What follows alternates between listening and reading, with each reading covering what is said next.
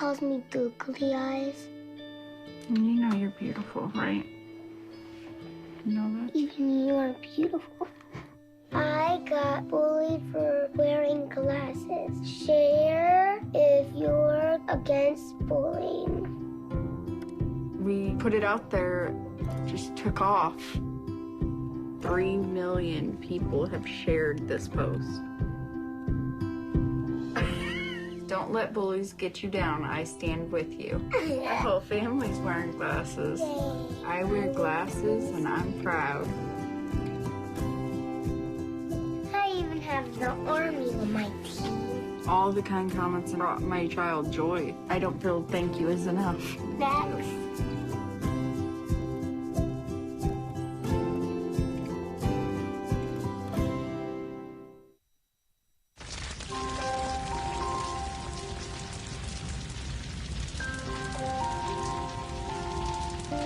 A single ember that escapes from a wildfire can travel more than a mile. That single ember can ignite and destroy your home or even your community. You can't control where that ember will land, only what happens when it does. Get Fire Adapted now at fireadapted.org. I wanted to find a bank with a purpose. I wanted to find a place that would take my money and not use it to cause the financial crisis, but to fix the financial crisis and to help end income inequality. The people that we employ are usually clients right off the streets. They don't have an account, but Amalgamated is willing to get that started for them. Their reputation supporting the working man, I think, speaks for itself. This is a bank that cares for their customers, and I appreciate that. We were able to access a construction loan through the bank's programs, and that loan has helped us house 28 families in the community. Amalgamated is a bank that was started for and about working people. Many of our customers have a deep commitment to advocating for social and economic justice. We share that commitment, and we're not afraid to stand up and say that we need to change some of the way that the country does business.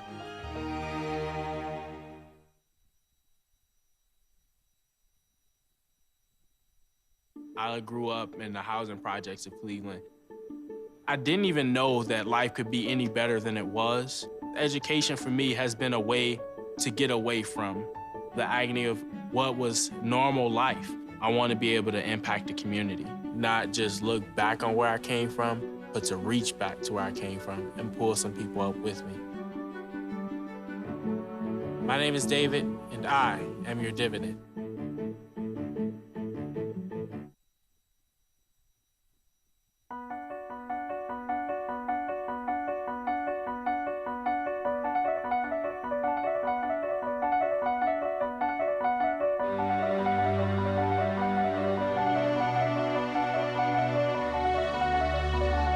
The most important issue on this planet right now is to protect and conserve biodiversity in the world's oceans. And I don't think people realize just how intimate our connection is with the oceans themselves. Not only do they provide the very foundation of life and control our weather, but life just simply could not exist without a healthy ocean. The real problem, though, is apathy. It's all out of sight, it's all out of mind, and people don't even think about it. But it doesn't matter whether you live in Peoria or on the coast. The fact is, whatever happens in the ocean affects all life forms on the planet Earth. If the oceans die, then civilization collapses. We all die. We cannot live on this planet without the oceans. This is, in fact, not the planet Earth. It's the planet ocean, but because we're a land-dwelling species, we refer to it as Earth. But it is the planet ocean, and the oceans are the heart and the foundation of all life on the planet.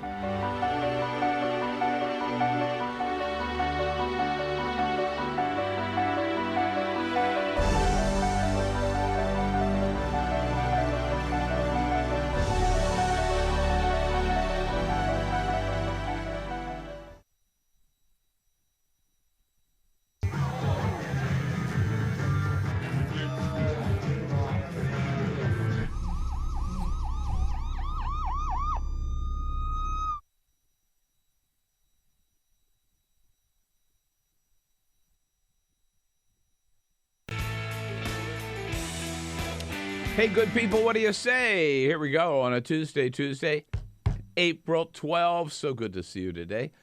Thank you so much for joining us here on The Bill Press Show, booming out to you live, coast to coast, from our studio here on Capitol Hill and reaching you on Free Speech TV nationwide and, of course, worldwide on our video stream, youtube.com/TawkrTV. Oh, man, so much to talk about today. Where do we start? Maybe North Carolina, where there is growing pressure on the legislature to reverse itself and rescind that discriminatory bathroom law known as HB2. The Reverend William Barber, head of the Moral Mondays movement in North Carolina, has said they had better reverse it before April 25, or there are going to be massive sit-ins in the state capitol, and that man knows how to organize a protest. The people of North Carolina embarrassed and ashamed by what their legislature and their governor did. Also, out in Colorado, a lot of protests over the way Republicans handled their big state convention last Saturday, giving all 34 delegates to Ted Cruz without a vote even being taken. Donald Trump is crying foul. Meanwhile, on Wall Street, Goldman Sachs agreed yesterday to pay $5.1 billion in fines for selling worthless securities, which led to the 2008 crash. But maybe half of that is tax deductible, so Goldman Sachs won't have to pay that much. And, of course, there are no criminal charges. So not one Goldman Sachs executive will march off to jail. That and lots more to talk about. Give us a call at 866-55-PRESS. Send us your comments on Twitter at BP Show or on Facebook at facebook.com/Bill Press Show. Join the team. Good to have you with us. This is the Bill Press Show.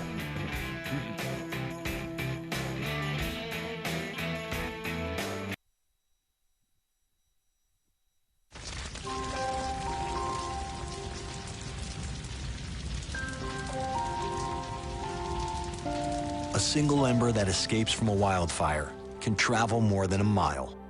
That single ember can ignite and destroy your home or even your community.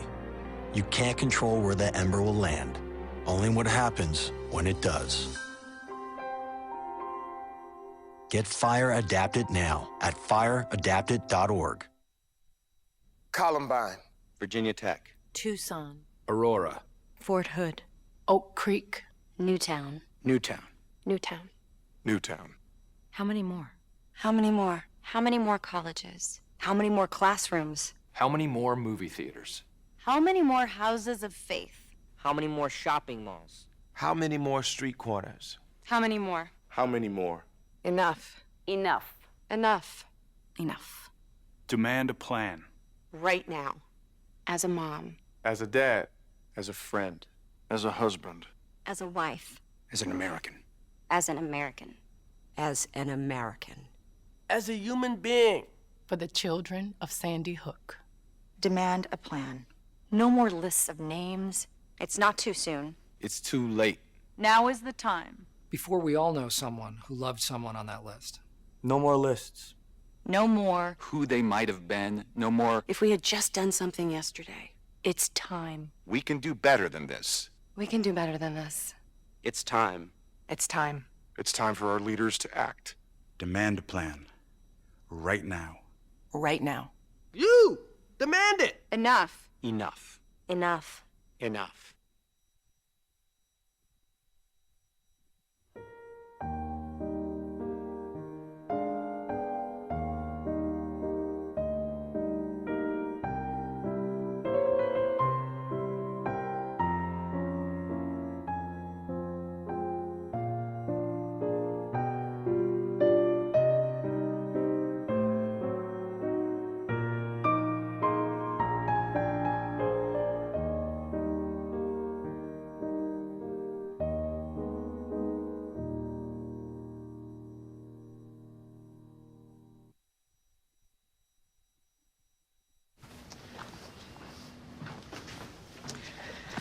All right.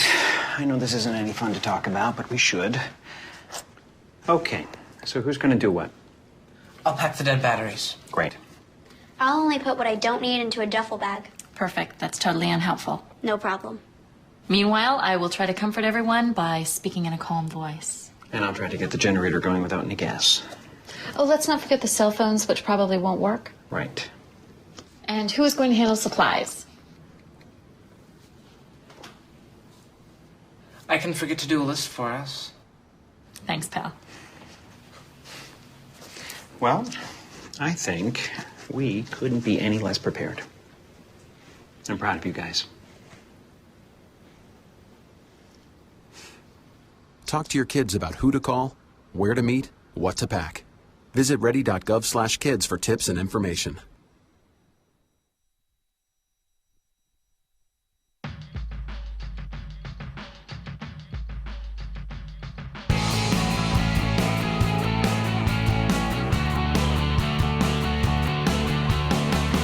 Broadcasting around the nation, on your radio, on your TV, and online. This is The Bill Press Show. Donald Trump with a 33-point lead in New York over John Kasich in the latest CBS poll. 36 points over Ted Cruz, or Lion Ted, as they call him. Lion Ted. Lion Ted. Hey, what do you say? Hello, everybody. Here we go on a big Tuesday, April 12. So good to see you today, and thank you for joining us here on the Bill Press Show. How about it? We're looking good on the radio, and so are you on your local radio's progressive radio station. We're looking good on those two great radio apps, iHeartRadio or TuneIn, and you're really looking good on Free Speech TV on this Tuesday. As we jump into all the news of the day, the House and the Senate are back here in Washington. Watch out. Hold on to your wallets and your pocketbooks because they'll be diving in. You know that. And we've got lots going on. Big protest in North Carolina over HB2. The good people of North Carolina are not going to stand for this law of hate in their state. We've got, of course, the big lively primary up in New York on both sides, the Democratic and the Republican sides. Ted Cruz seems to have just sort of handed New York to Donald Trump. John Kasich is still trying to edge into Trump's lead up there.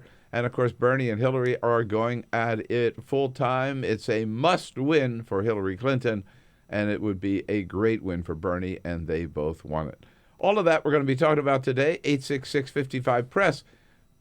866-55-PRESS. Plus, the big question about the papers related to September 11, out of the report of the September 11 Commission, some 25 pages or so were pulled out and kept secret. That's not what the commission wanted. That's what President Bush wanted. And now there's a lot of pressure to get those papers released. And there are rumors confirmed by the chairman, former Senator Bob Graham of Florida, that these papers implicate the royal family of Saudi Arabia in the terrorist attacks of September 11. We'll talk about that as well. You're going to want to give a call. Here's how you do it, 866-55-PRESS. You're going to want to send us your comments. Here's how you do it. On Twitter, at BP Show, on Facebook at facebook.com/Bill Press Show. Peter Ogburn and Jamie Benson. Hello, guys. Hello, Bill. Good morning. Ready to go to work? Yes, indeed. Think so. If you call this work, I mean. Look, love what you do, and you'll never work a day in your life. That's my motto. Always happy to be here. Yes, indeed. Ray Rogers is happy to be here to take your calls at 866-55-PRESS. And Cyprian Balding, he just loves his job. He gets in here like 2 or 3 hours early, just because he'd rather be here than home. That's right. That's right. He just loves to work so much. Don't tell Mrs. Balding that. No. It's a good thing he doesn't have a microphone. That's right. Yeah. Look out. Watch out. Here he comes. Hey, you know what? This is, I didn't know this until this morning. Jamie told me this is International Space Exploration Day, right? Oh, nice. International Day of Human Space Flight. There it nice. is. International Day of Human Space Flight. Yes. It was 55 years ago today that the first human went up into space. He was a Russian, of course, Yuri Gagarin. Sure, yeah. He circled the Earth for an hour and 48 minutes.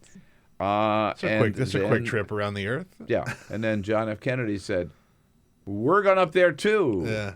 The moon and the planets are there, and new hopes for knowledge and peace are there. And therefore, as we set sail, we ask God's blessing on the most hazardous and dangerous and greatest adventure on which man has ever embarked. Back on September the 12th, 1962. I had forgotten how heavy that Boston accent of his is. Yeah, really. The moon and the planets are there. There. Amazing. God, it's great to hear that voice. But what an exciting endeavor. And to think that we've made all this progress in 50 years. Yeah. But also, we've made all this progress in 50 years. We've also sort of given up on it. Oh, we've run out a little. It's evolved. We have a little time out here. Yeah. Right? Mars is the next big mission. I hope so. Yeah, I hope they put more people in space. Yeah. No, seriously. really and truly. I'm a big fan of the space program. I'd spend every dollar we could on space. Absolutely. We've got a lot going on today. Our good friend Igor Volsky will be joining us. Arthur Delaney. We got a sub for Arthur today. Adam Walner from the National Journal. And a little bit later, Congressman Don Beyer, from Virginia, will be joining us as well. But first, this is the Full Court Press. Yes, indeed. Just a couple of other stories making news. Want to drive like Hillary Clinton? Well, now you can if you want to buy her old car. A retired White House gardener is selling Hillary Clinton's 1986 Oldsmobile Cutlass, which he bought at an auction many, many years ago. The guy, his name is Mike Lawn. He worked at the White House for 3 decades. He bought the car in 2000. Whoa. Slow down. He's a gardener, and his name is Mike Lawn. Yeah, I know. Buried the lead there a little bit. That's like, I'm a journalist, and my name is Bill. Yeah. Press. Yes, exactly. The car sat on the south grounds of the White House for 8 years. It's not like Hillary Clinton could, drive it anywhere. Right. But he did buy this car with 32,000 miles on it. It's been sitting in his garage for all these years, and he is ready to sell it. So he's going to put it up for auction. No word on what the actual price is going to be. But stay tuned. We'll have an update on that story if it gets sold. Hillary might buy it back. Hillary might buy it back. Yeah, that's a good point. All right, so we talked about the North Carolina law, HB2, and how people are sort of protesting it in their own different ways. Here is one interesting way that a company is boycotting it.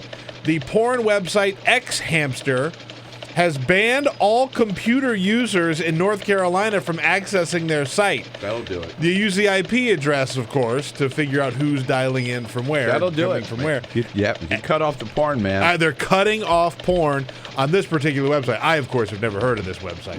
But of course not. Jamie, have you heard of this website? No, of course not. So if you have an IP address that's based in North Carolina, you can no longer go to X-Hamster. If they want to persuade these legislators, these conservative religious legislators, to change their mind, cut off their porn. Cut off their porn. Yeah. Cut off their porn. Yes, indeed. And we talked a little bit about the tragic shooting death of Will Smith, the football player for the New Orleans Saints. Yesterday, this is actually the head coach of the Saints, Sean Payton, came out. And remember, Louisiana is a big gun state with a lot of hunters and people who love their guns in Louisiana. Sean Payton talked to USA Today yesterday, said, quote, "If this opinion in Louisiana is super unpopular, so be it. But he says, we're going to look back and say, what was that madness all about with all of these guns? Quote, the idea that we need them to fend off intruders, people are more apt to draw them in other situations. This is some silly stuff we're hanging on to." He absolutely blasted the gun laws in this country. Good for him. And really took a stand. Yeah, it's a big deal. This is a classic case. This was a case apparently of road rage, right, or something. Yeah, and so they get out and then they're arguing. Yeah, and this guy pulls out a gun. I mean, yeah, right. What was he doing with a gun in his car? This idiocy tears apart the idea of self-protection either. This guy honked his horn and the guy freaked out and got out and pulled him down. That's how quickly it escalated. All right, big news yesterday. We start on Wall Street. Yes, indeed. And the big question is, why are we treating Wall Street with kid gloves? Now, it may not look that way because the headline was, Goldman Sachs pays a record fine for selling worthless securities. Now, let's stop right there, all right? As we know, this country just about collapsed in 2008, right to the brink of financial disaster. Barack Obama saved us from it. And we got there because the Wall Street firms were knowingly selling, they admit it now, worthless securities, packaging overblown mortgages together, selling them as bonds. They knew they were worthless, and they were selling them nonetheless. Drove and stole billions and billions of dollars from the American people, ruined people's lives,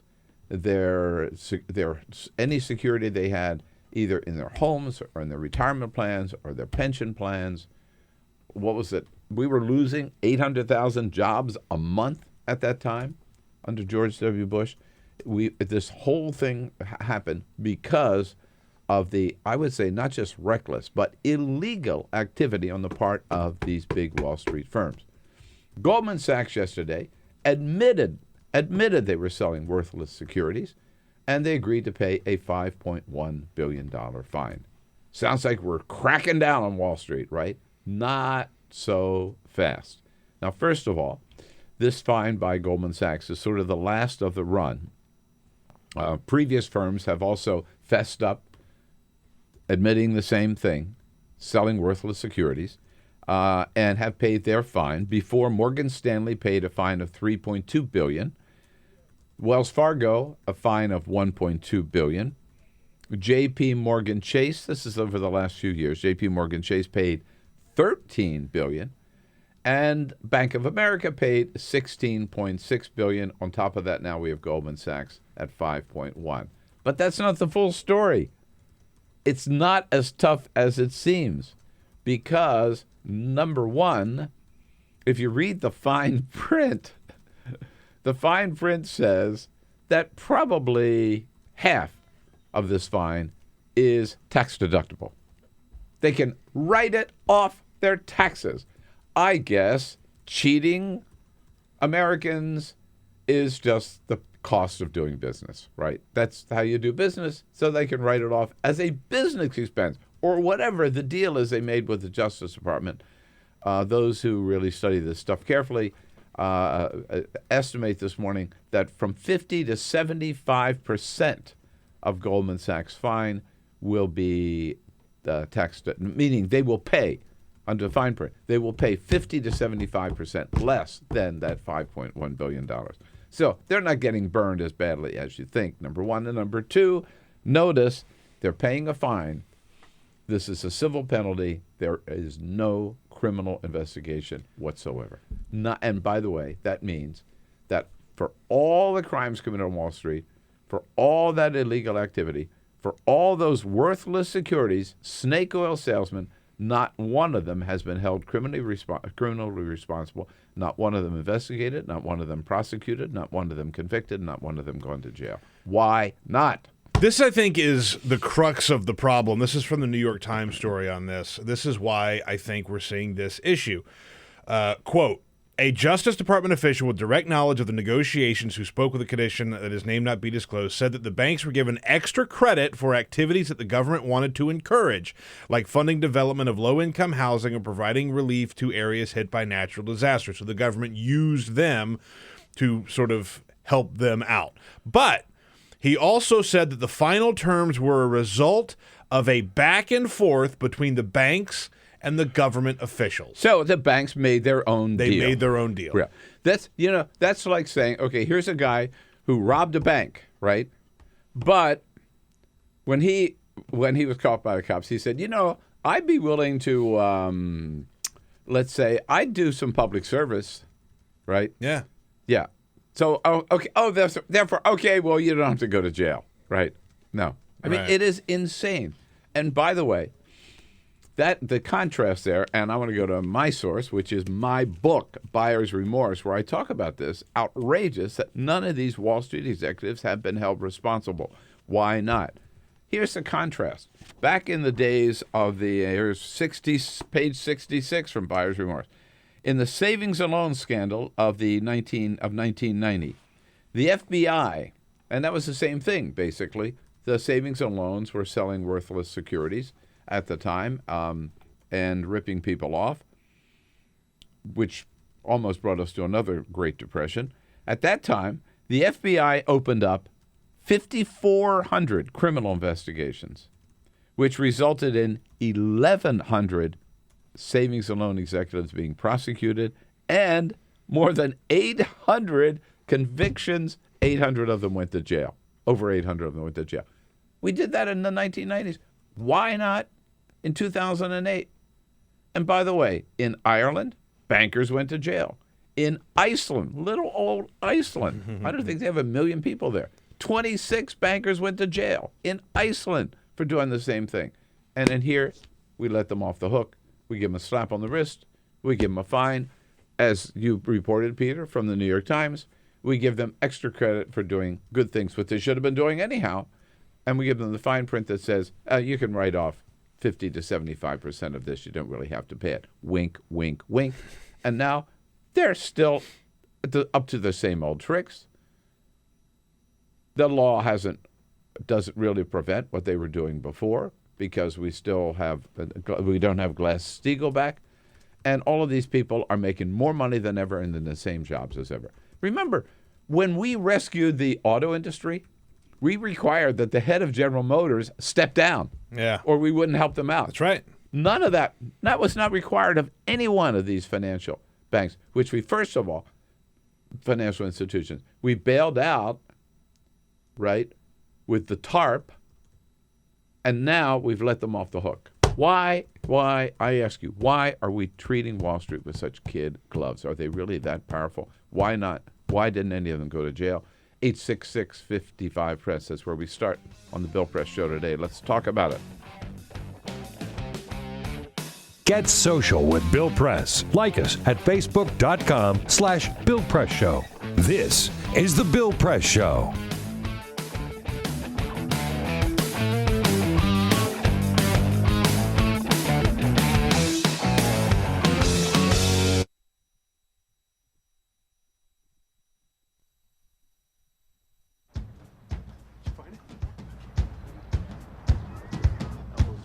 Taught him how to hit a baseball. Just like that. Say hi! How to hit a receiver. Nice. The strike zone. The net. You taught him how to hit the upper corner.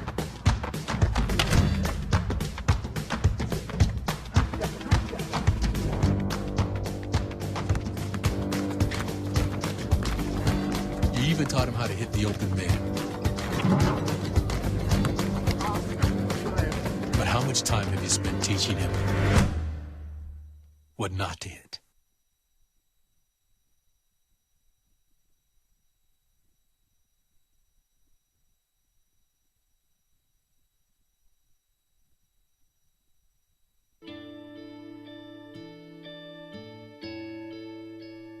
Calls me googly eyes. You know you're beautiful, right? You know that? Even you are beautiful. I got bullied for wearing glasses. Share if you're against bullying. We put it out there, just took off. 3 million people have shared this post. Don't let bullies get you down. I stand with you. The whole family's wearing glasses. I wear glasses and I'm proud. I even have the army on my team. All the kind comments brought my child joy. I don't feel thank you is enough. Thanks.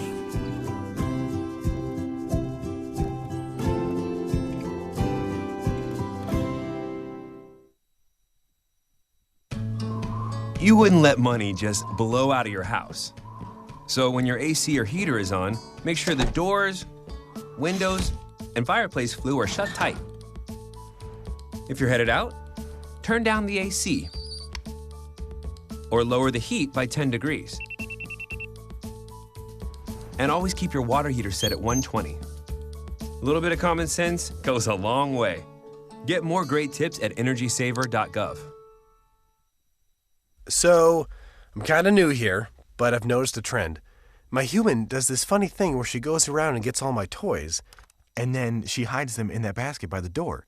But it's always the same basket, and it's always in the same place. And then she acts so surprised when I find them, but, she's putting them in the same basket. Again. It's like, hello, that's where you put it last time. You were the worst at hide and go seek. I grew up in the housing projects of Cleveland. I didn't even know that life could be any better than it was. Education for me has been a way to get away from the agony of what was normal life. I want to be able to impact the community, not just look back on where I came from, but to reach back to where I came from and pull some people up with me. My name is David, and I am your dividend.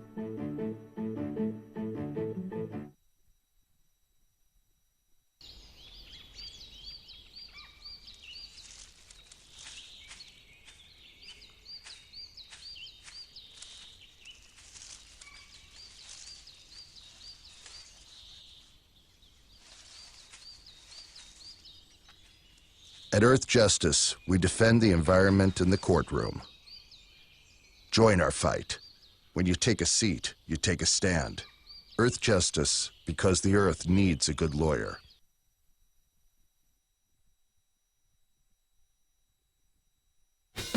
Here we go at 26 minutes after the hour, make it 27 after the hour, talking about, the big news that Goldman Sachs paid a $5.1 billion fine, agreed to it for breaking the law. Not such good news when you look at what it really means, that nobody goes to jail, and they don't have to pay that much money anyhow. Probably we'll be lucky if they pay half of it, because we'll give them a big tax write-off for breaking the law. How do you like that? Yeah. Yeah. Right. Why? Why the kid gloves when it comes to Wall Street? David's out in Detroit. What do you say, David? Good morning. David. What's up, David? There you go. Hey, there we go. Hi, David. Hey, good morning. Hey, this to me is like the number one difference that could be presented between Bernie Sanders and Donald Trump, the two quote-unquote outsiders. Bernie Sanders definitely has stated time and time again that something's wrong when all these laws have been broken, nobody goes to jail, nobody's prosecuted.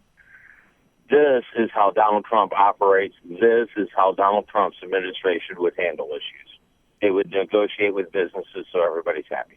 That's a very, very good point. It really is. I mean, by Donald Trump's own mouth, that's what he says. I will negotiate with these people to get the best deal. This is what he's talking about. Yeah. Absolutely. But I think you could also say there's a difference between how Hillary Clinton would handle this and Bernie Sanders would 100%. handle this. Yeah. Bernie Sanders would make sure some of them are frog marched out of their offices and off to jail. Hillary Clinton, I'm sure, as she has said in the past, would say, let's move forward. Yeah, indeed. Adam Walner from National Journal joins us coming up at the half hour. This is the Bill Press Show.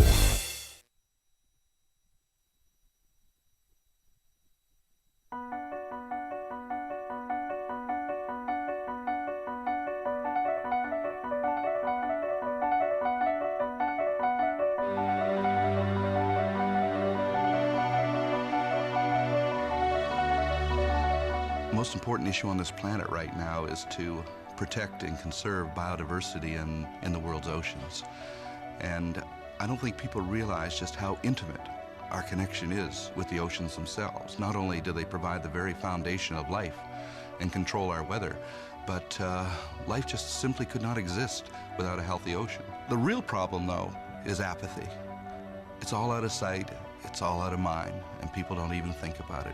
But it doesn't matter whether you live in Peoria or on the coast.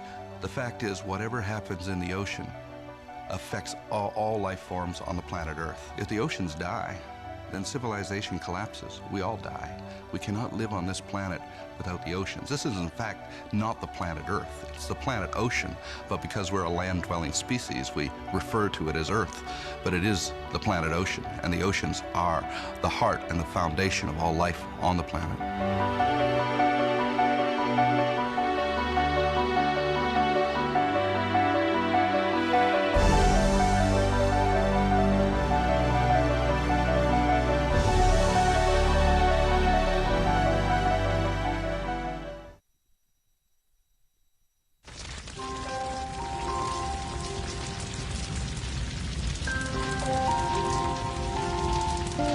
A single ember that escapes from a wildfire can travel more than a mile. That single ember can ignite and destroy your home or even your community. You can't control where that ember will land, only what happens when it does. Get Fire Adapted now at fireadapted.org. Columbine. Virginia Tech. Tucson. Aurora. Fort Hood. Oak Creek. Newtown. Newtown. Newtown. Newtown. How many more? How many more? How many more colleges? How many more classrooms? How many more movie theaters? How many more houses of faith? How many more shopping malls? How many more street corners? How many more? How many more? Enough. Enough. Enough. Enough. Demand a plan. Right now. As a mom. As a dad. As a friend. As a husband. As a wife. As an American. As an American. As an American. As a human being. For the children of Sandy Hook. Demand a plan. No more lists of names. It's not too soon. It's too late. Now is the time. Before we all know someone who loved someone on that list. No more lists. No more. Who they might have been. No more. If we had just done something yesterday. It's time. We can do better than this. We can do better than this. It's time. It's time. It's time for our leaders to act. Demand a plan. Right now. Right now. You! Demand it! Enough. Enough. Enough. Enough.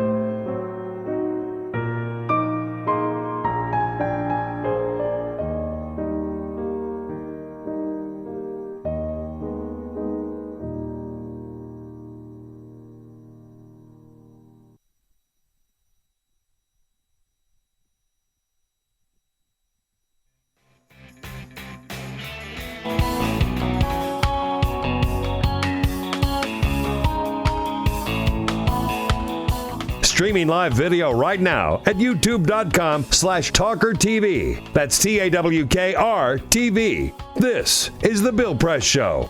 Hey, you bet it is. 33 minutes after the hour now, and we are The Bill Press Show, coming to you live from Washington, D.C., our nation's capital, and brought to you today by the American Federation of Government Employees, the good men and women of the AFGE under President J. David Cox.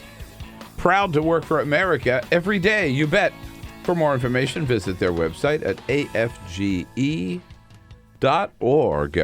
Well, the latest polls in New York, pretty one-sided. Donald Trump up, 51 to 36 or over John Kasich. Mm-hmm. And Peter, you had a New York poll. Yeah, the one I was talking about was the CBS. Yeah, New York one poll, Clinton 50, Sanders 37, and then for the Republicans, Donald Trump 60, John Kasich 17, Ted Cruz 14. So 60% for Donald Trump is gigantic. Yeah, the CBS, well, here it is. The CBS was 54 for Donald Trump, 21 for John Kasich, 18 for Ted Cruz. Adam Walner has been following the 2016 race, particularly on the Republican side for the National Journal. He joins us in studio early this Tuesday. Hello, Adam. Nice Good to morning, see Bill. you. Yeah, thanks for inviting me back on. All right. What about runaway for Trump? I mean, these are the people that know him best, too, Exactly. right? In New York, right? Yeah, exactly. These are his people. I mean, there's no way Kasich or Cruz can catch up. No, and really what's going to be interesting to watch at this point is not so much does Donald Trump win the state of New York. I think that's almost a foregone conclusion at this point. But does he actually sweep all 95 delegates in the state? And if he's pulling numbers 50, 60%, like we heard in some of those polls, he's going to come pretty close because of the way that New York allocates its delegates is similar to what we saw in Wisconsin a few weeks ago, where the winner of each of the congressional districts wins 3 delegates, and then the overall statewide winner also takes home, I want to say, like 11 delegates or something like that.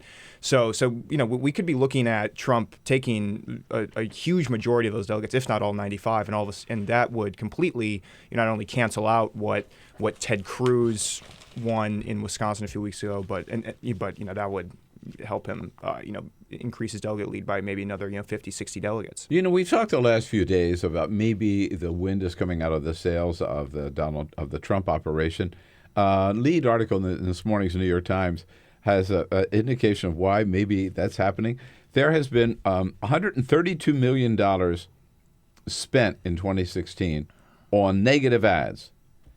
$70 million of that has gone to commercials attacking Donald Trump. And that's all been pretty recent money, too. Yeah, Because right. for the first few months of the campaign, there was nothing against Trump. Right.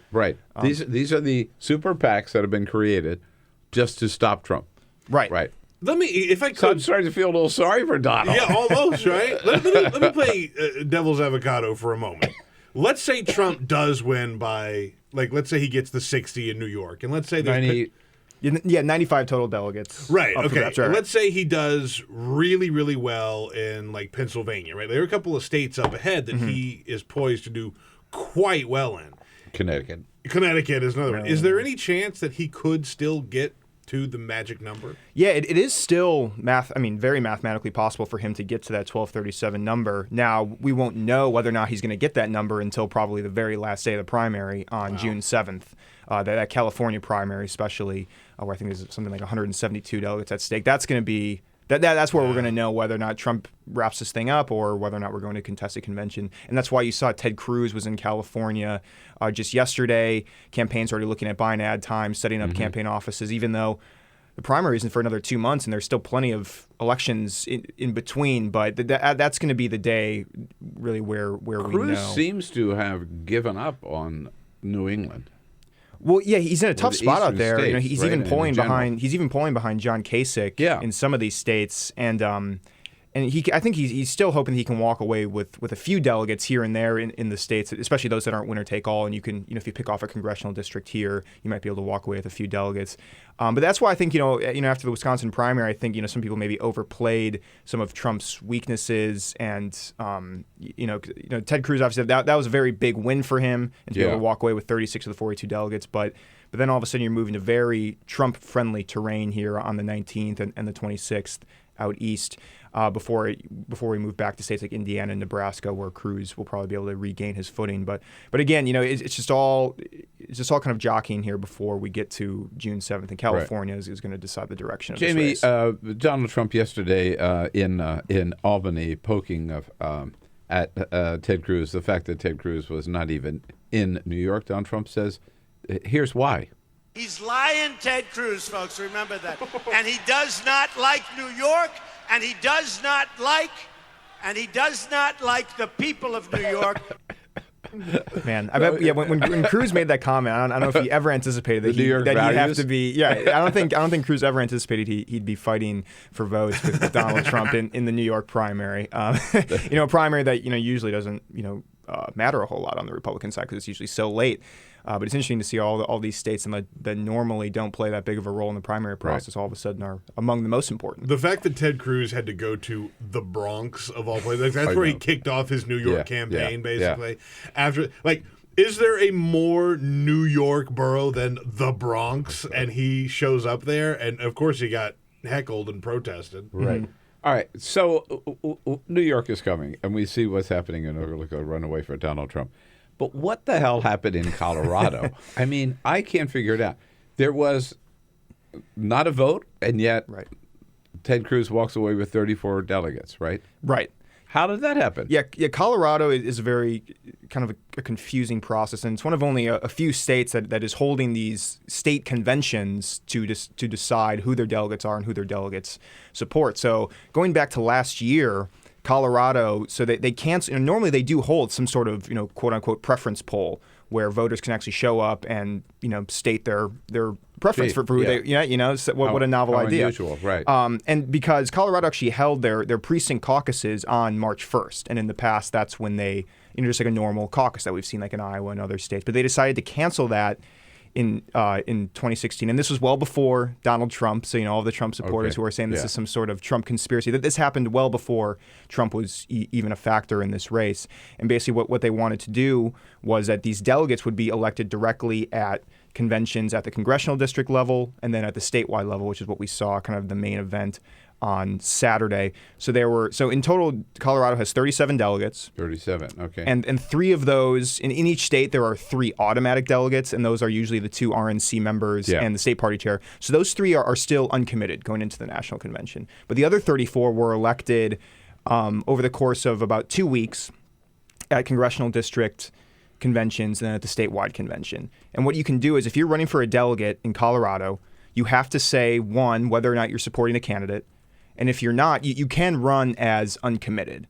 But you're probably going to have a better chance of getting elected if you say, hey, I'm for Ted Cruz, I'm for John Kasich, because you can then appeal to their supporters. And Cruz was able to recruit every one of those 34, right? That's right. And Cruz walked away with all 34 delegates. And it speaks to one, his team just knows these rules and the ins and outs of the process much better than the Trump and Kasich They've got campaign. a ground game, they have a ground game, and Donald Trump does not. And these conventions are dominated by the type of people that are Cruz's base, the dedicated, conservative party activists who don't want to kind of hand control of this party over to someone like Donald Trump. Does have a point. They did not have a vote at the state convention, and Ted Cruz got all the delegates. That's true. The average Colorado voter who maybe turns out in a presidential year, maybe even votes in the midterms, but isn't going to these state party meetings and isn't really involved with their state or local party. They probably didn't have much of a say in this because they probably didn't know this was going on.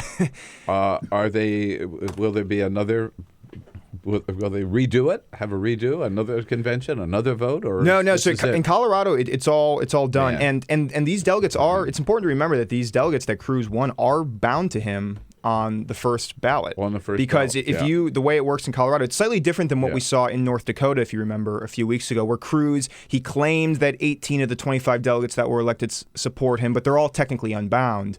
But in Colorado, if you state when you're running that you support a candidate, you are bound to that candidate on the first ballot. Which may prove to be very, very, very important when we come to Cleveland. Yeah. So we talk all the time about how Republicans don't have super delegates, but in a way, they kind of do. In this sense, the 3 are the super delegates. Yeah, in a way, these unbound delegates do act as super delegates in the sense that the state that they're from, no matter how their state's voters decided, they can still vote for whoever they want. So for instance, in Colorado, even though Cruz won all 34 of the delegates that were up for grabs, the other 3 could go for anyone that they wanted on the first ballot. Adam Walner here with us from the National Journal, we're trying to understand what happened in Colorado, man. There's a lot of anger being expressed by Republicans in Colorado and, of course, by the Trump campaign. Join the conversation at 866-55-PRESS. We'll be right back. Your progressive headquarters for the 2016 election. This is The Bill Press Show.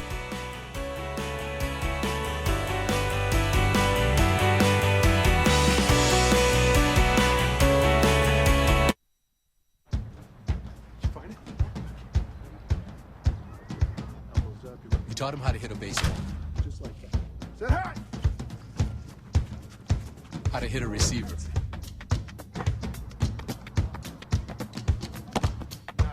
The strike zone. The net.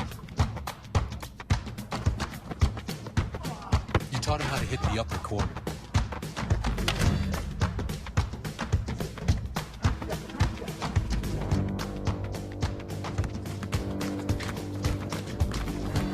You even taught him how to hit the open man. But how much time have you spent teaching him what not to hit?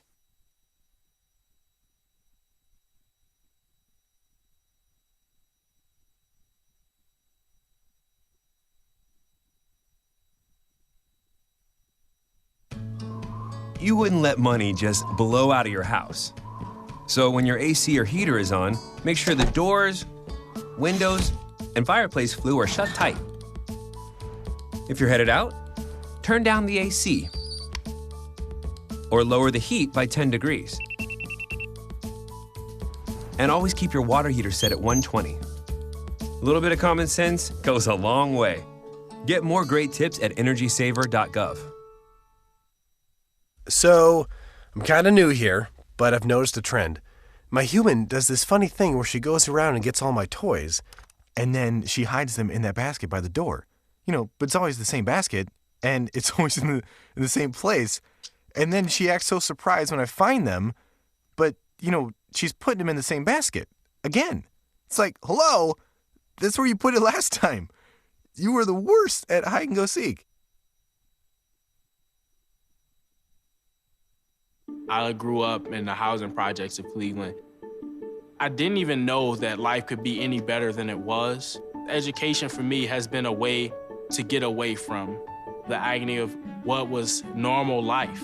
I want to be able to impact the community, not just look back on where I came from, but to reach back to where I came from and pull some people up with me.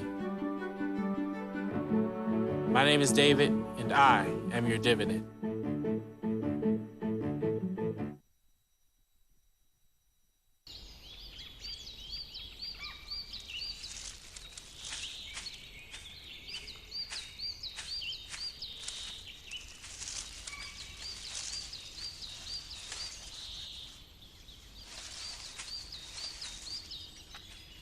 At Earth Justice, we defend the environment in the courtroom. Join our fight. When you take a seat, you take a stand. Earth Justice, because the Earth needs a good lawyer.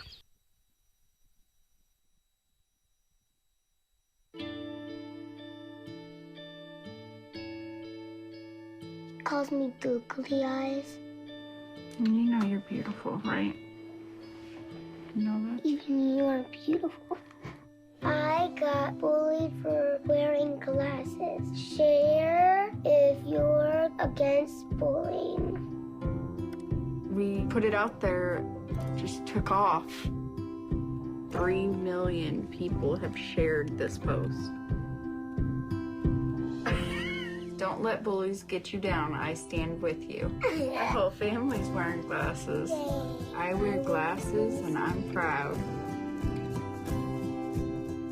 I even have the army on my team. All the kind comments brought my child joy. I don't feel thank you is enough. Thanks.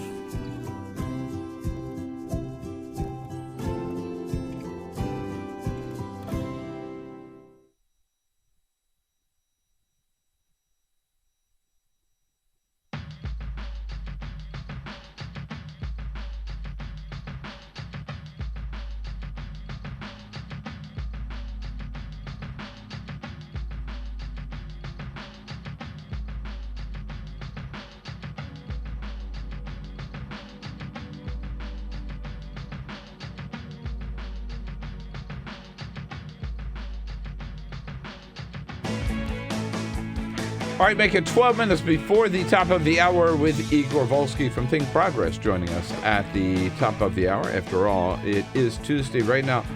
Visiting with Adam Walner from National Journal on 2016, particularly on the Republican side. Now, Adam, you were saying that we're talking about Colorado, trying to understand the anger and the outrage over what happened in Colorado, the way it worked. But the same thing is coming up in Wyoming? That's right. So on Saturday, we'll see a pretty similar process in Wyoming as what we saw in Colorado on this past Saturday. Great. So, right, exactly. Here we go again. Not as many delegates, of course. Not quite as many, but pretty close. I think Wyoming has 29 total, so actually only 8 less than Colorado. And in Wyoming, it's slightly different. So they actually held their county conventions last month. And Cruz walked away with 9 of the 12 delegates there. So he already has an advantage going into Wyoming. So now the statewide convention will be held on Saturday, and that's when another 14 delegates will be selected. But the reason Cruz is entering as such a heavy favorite here is when those county conventions met and voted for all those Cruz delegates, they also voted to send delegates to the state convention. And those delegates at the state convention will now vote for the national delegates to the convention. So there's pretty good reason to believe there's going to be a lot of Cruz people at this convention on Saturday. And Senator Cruz is the only candidate who is slated to address the convention. Donald Trump is sending Sarah Palin on his behalf, which has gone so well for him recently. Yeah. And then John, secret weapon. That's right. And John Kasich is sending Idaho Governor Butch Otter to speak on his behalf at this convention. So we'll see another 14 delegates elected there, and it will be similar to Colorado in that if you're a delegate candidate and you run as a Ted Cruz supporter or a John Kasich supporter or a Donald Trump supporter and you get elected, you will be bound to that candidate on the first ballot in Cleveland. All right. Now, all of this is building up to Cleveland, right? And if we assume that Donald Trump will fall short, maybe not a lot short, but short of 1237, this is where the Ted Cruz operation will really prove to be valuable. That's right. You hear the term first ballot or bust for Donald Trump, and I think that's definitely the case, because if he is not able to get this thing wrapped up on that first ballot, and then we move on to second, third rounds of balloting, and most of those delegates who were bound to him on the first ballot become unbound, that's where I think you're going to see a lot of them move to someone like Ted Cruz, because Cruz has done a really good job so far of getting his supporters running for these delegate slots, not just in these convention states like Colorado and Wyoming, but in other states where, they might be bound to Donald Trump on the first ballot, but he's making sure that if it's a Cruz supporter there, that person's going to be with him on the second ballot, because it's these conservative party activists who really support Ted Cruz. So it's going to be really tough, I think, for Trump to walk away with this nomination if he doesn't get it on the first ballot. Maybe it's just me. I was watching Ted Cruz again last night, right? He was out in California just watching. There's just something I don't like about that guy. I'm with you. I mean, I'm trying to be as objective, really objective, right? I mean, John Kasich, I can even listen to Donald Trump or at least laugh at him, right? But there's something about Ted Cruz that I find almost freaky about him. You shouldn't vote for president based on whether or not you'd want to have a beer with him. No. But there is a likability factor, right? Like George W. Bush. I understand why people like George W. Bush, even though he was a good president. But even when he's trying to be funny, he's not. Nah. Right? I mean, there's sort of a hard edge to him. I don't know. Well, of all these candidates, who would you want to have a beer with? I don't know if any of the candidates remaining are really kind of just your average Joe who you could just see hanging out with, I get that. So maybe that doesn't work as much against him as it would have in other campaigns. Ben Carson. Get some good stories out of it. I'd love to see him drunk. Yeah, sure. I'm not sure you can tell the difference. All right. Now, let me ask you about John Kasich. Kasich insists he's in it, man, all the way. And he said yesterday, it's not about winning, it's about rolling up delegates. But he's not doing either. He's not. He's still behind Marco Rubio in the delegate count, actually. But I think, it's a total long shot, but what he's hoping to do is just amass as many delegates as he possibly can between now and June 7th, come into the convention with at least some clout, and he hopes that, if it is contested and we have multiple rounds of balloting and there's delegates, moving all around, that at some point he'll be able to be that consensus pick. Maybe if there were not as many candidates to begin with, right? If he was the sort of establishment alternative from the beginning, he might be well along to getting the nomination. That's true, right? Because that establishment lane, as we saw, was so crowded when it was Jeb Bush, Chris Christie, Marco Rubio, John Kasich, and Kasich was never really the first choice of that group. So that's true. Maybe if he would have been able to catch on a little bit earlier, but there are just so many ifs involved, and so many, so much would have to fall in place for John Kasich for this to work out. And I think, and a lot of Republicans are just kind of frustrated that he's even in the race, especially a lot of the so-called never Trump people. They kind of view him as, splitting up that anti-Trump vote and taking away votes from that would otherwise go to Ted Cruz. All right. You do good work, Adam. Thanks so much. Yeah, thanks for having me. Thanks for coming in this morning. All right. Adam Walner from the National Journal on nationaljournal.com. Connect with The Bill Press Show on Twitter. Follow us at BP Show and tweet using the hashtag WatchingBP. This is The Bill Press Show.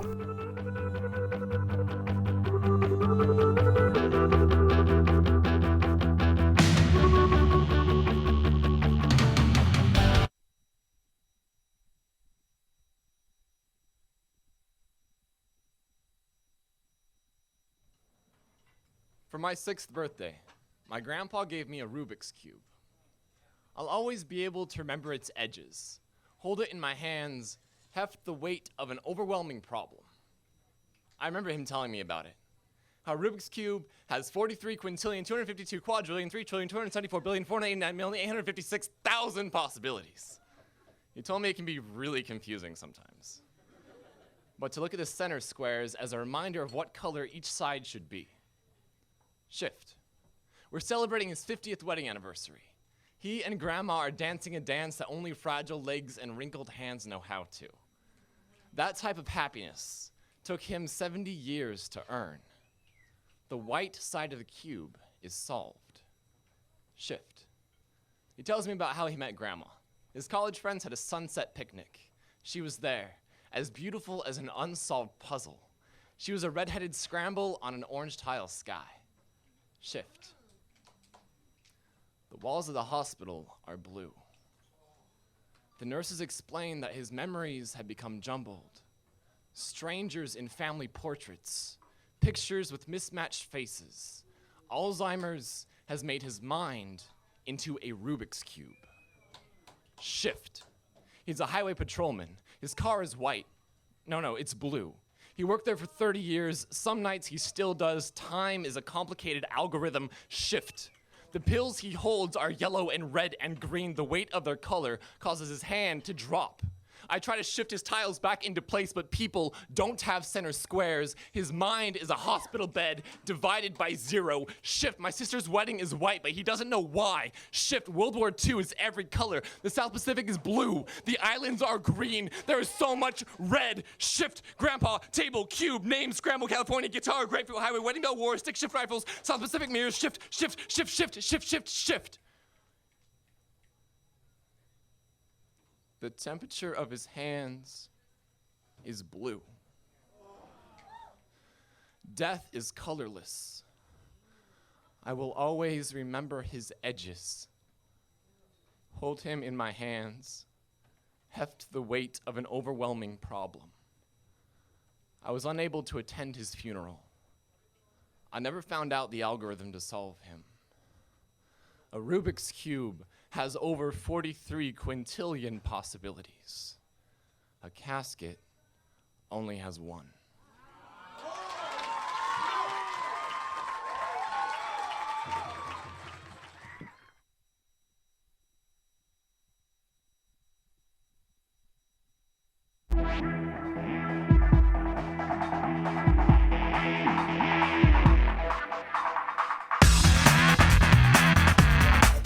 This is the Bill Press Show. Here we go. Igor Volsky from Think Progress here for his Tuesday visit to the Bill Press Show. As we get a little bit closer to the White House Correspondents' Dinner, we found out who is coming as guests of the Reuters company, this according to The Hill. Michael Kelly, who plays Frank Underwood's Chief of Staff, Doug Stamper, on House of Cards, will be joining them. Also, House of Cards guests are really like old-fashioned now. They keep showing up. I know, but I mean... I know what you mean. Ilana Glazer and Abby Jacobson, the creators and stars of the Comedy Central show Broad City, will be there with Reuters, along with Super Bowl MVP Von Miller and New York Giants wide receiver Odell Beckham Jr. Boo. Yeah, those are some of the guests that are going to be there with Thomson Reuters. I am not ready to reveal who the guest of Bill Press will be yet. Okay, stay tuned. Stay tuned. It could be a big surprise. This is the Bill Press Show.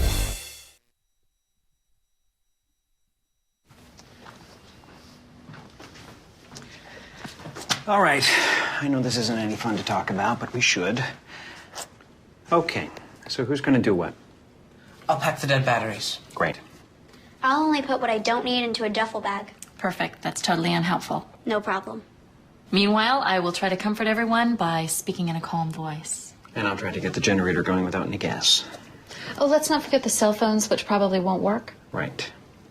And who is going to handle supplies? I can forget to do a list for us. Thanks, pal. Well, I think we couldn't be any less prepared. I'm proud of you guys. Talk to your kids about who to call, where to meet, what to pack. Visit ready.gov/kids for tips and information.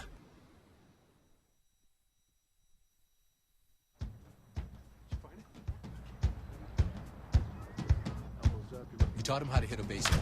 Just like that. Say hi! How to hit a receiver.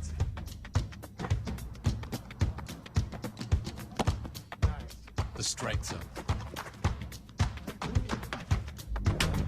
The net. You taught him how to hit the upper corner.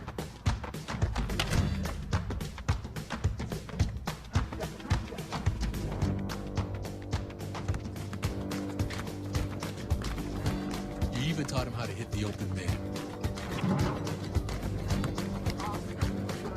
But how much time have you spent teaching him what not to hit?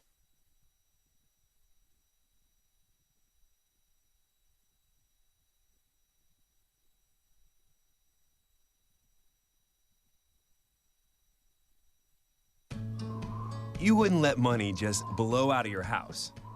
So when your AC or heater is on, make sure the doors, windows, and fireplace flue are shut tight. If you're headed out, turn down the AC or lower the heat by 10 degrees. And always keep your water heater set at 120. A little bit of common sense goes a long way. Get more great tips at energysaver.gov. So, I'm kind of new here, but I've noticed a trend. My human does this funny thing where she goes around and gets all my toys, and then she hides them in that basket by the door. But it's always the same basket, and it's always in the same place. And then she acts so surprised when I find them, but, she's putting them in the same basket. Again. It's like, hello, that's where you put it last time. You were the worst at hide and go seek. I grew up in the housing projects of Cleveland. I didn't even know that life could be any better than it was. Education for me has been a way to get away from the agony of what was normal life. I want to be able to impact the community, not just look back on where I came from, but to reach back to where I came from and pull some people up with me. My name is David, and I am your dividend.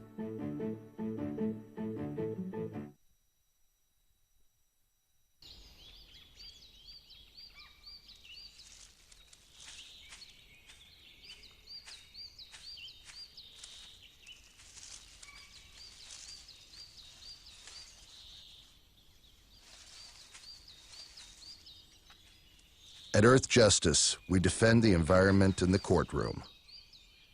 Join our fight. When you take a seat, you take a stand. Earth Justice, because the Earth needs a good lawyer.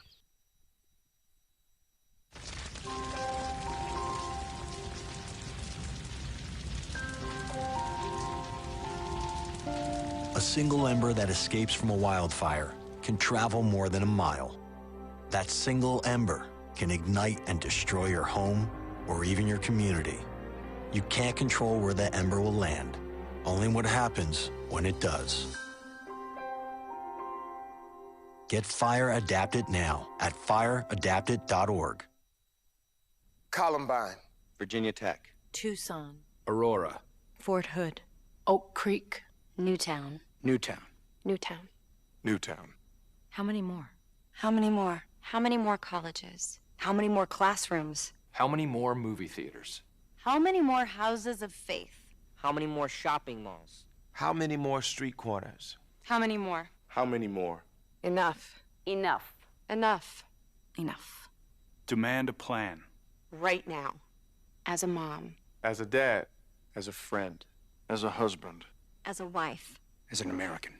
As an American. As an American. As a human being. For the children of Sandy Hook. Demand a plan. No more lists of names. It's not too soon. It's too late. Now is the time. Before we all know someone who loved someone on that list. No more lists. No more. Who they might have been. No more. If we had just done something yesterday. It's time. We can do better than this. We can do better than this. It's time. It's time. It's time for our leaders to act. Demand a plan. Right now. Right now. You! Demand it! Enough. Enough. Enough. Enough.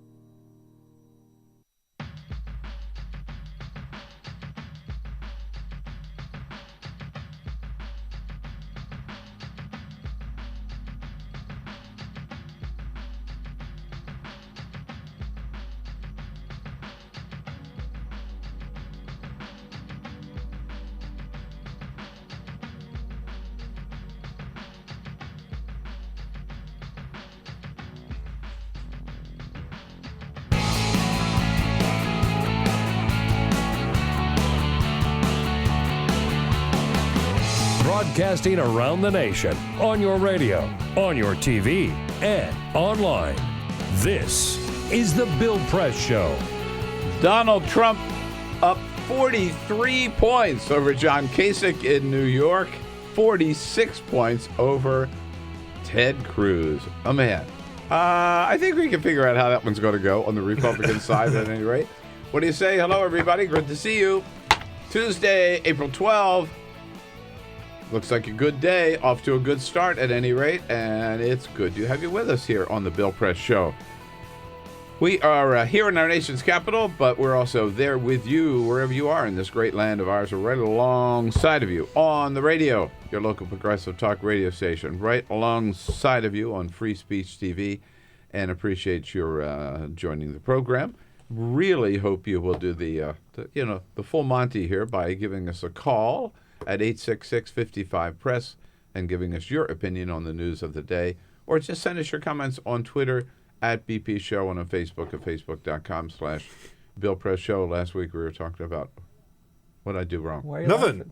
Oh, okay. No, nothing. All right, you got both of you are laughing at me. I don't know what I thought I said something wrong. Oh no, I wasn't laughing. I was just remembering what Peter was doing. Last week, or last hour, we were talking right toward the end about Ted Cruz, not particularly the guy that you would want to sit down and have a beer with. And Peter, one of our listeners, actually tweeted in and said, Yeah, actually said Ted Cruz is the candidate that you would most likely want to throw a beer at, Yes. not have a beer with. That is an important distinction. All right. Igor Volsky joins us from Think Progress. No, sorry. From the Center of American Progress Action Fund. There you go. Gosh, they get these highfalutin titles.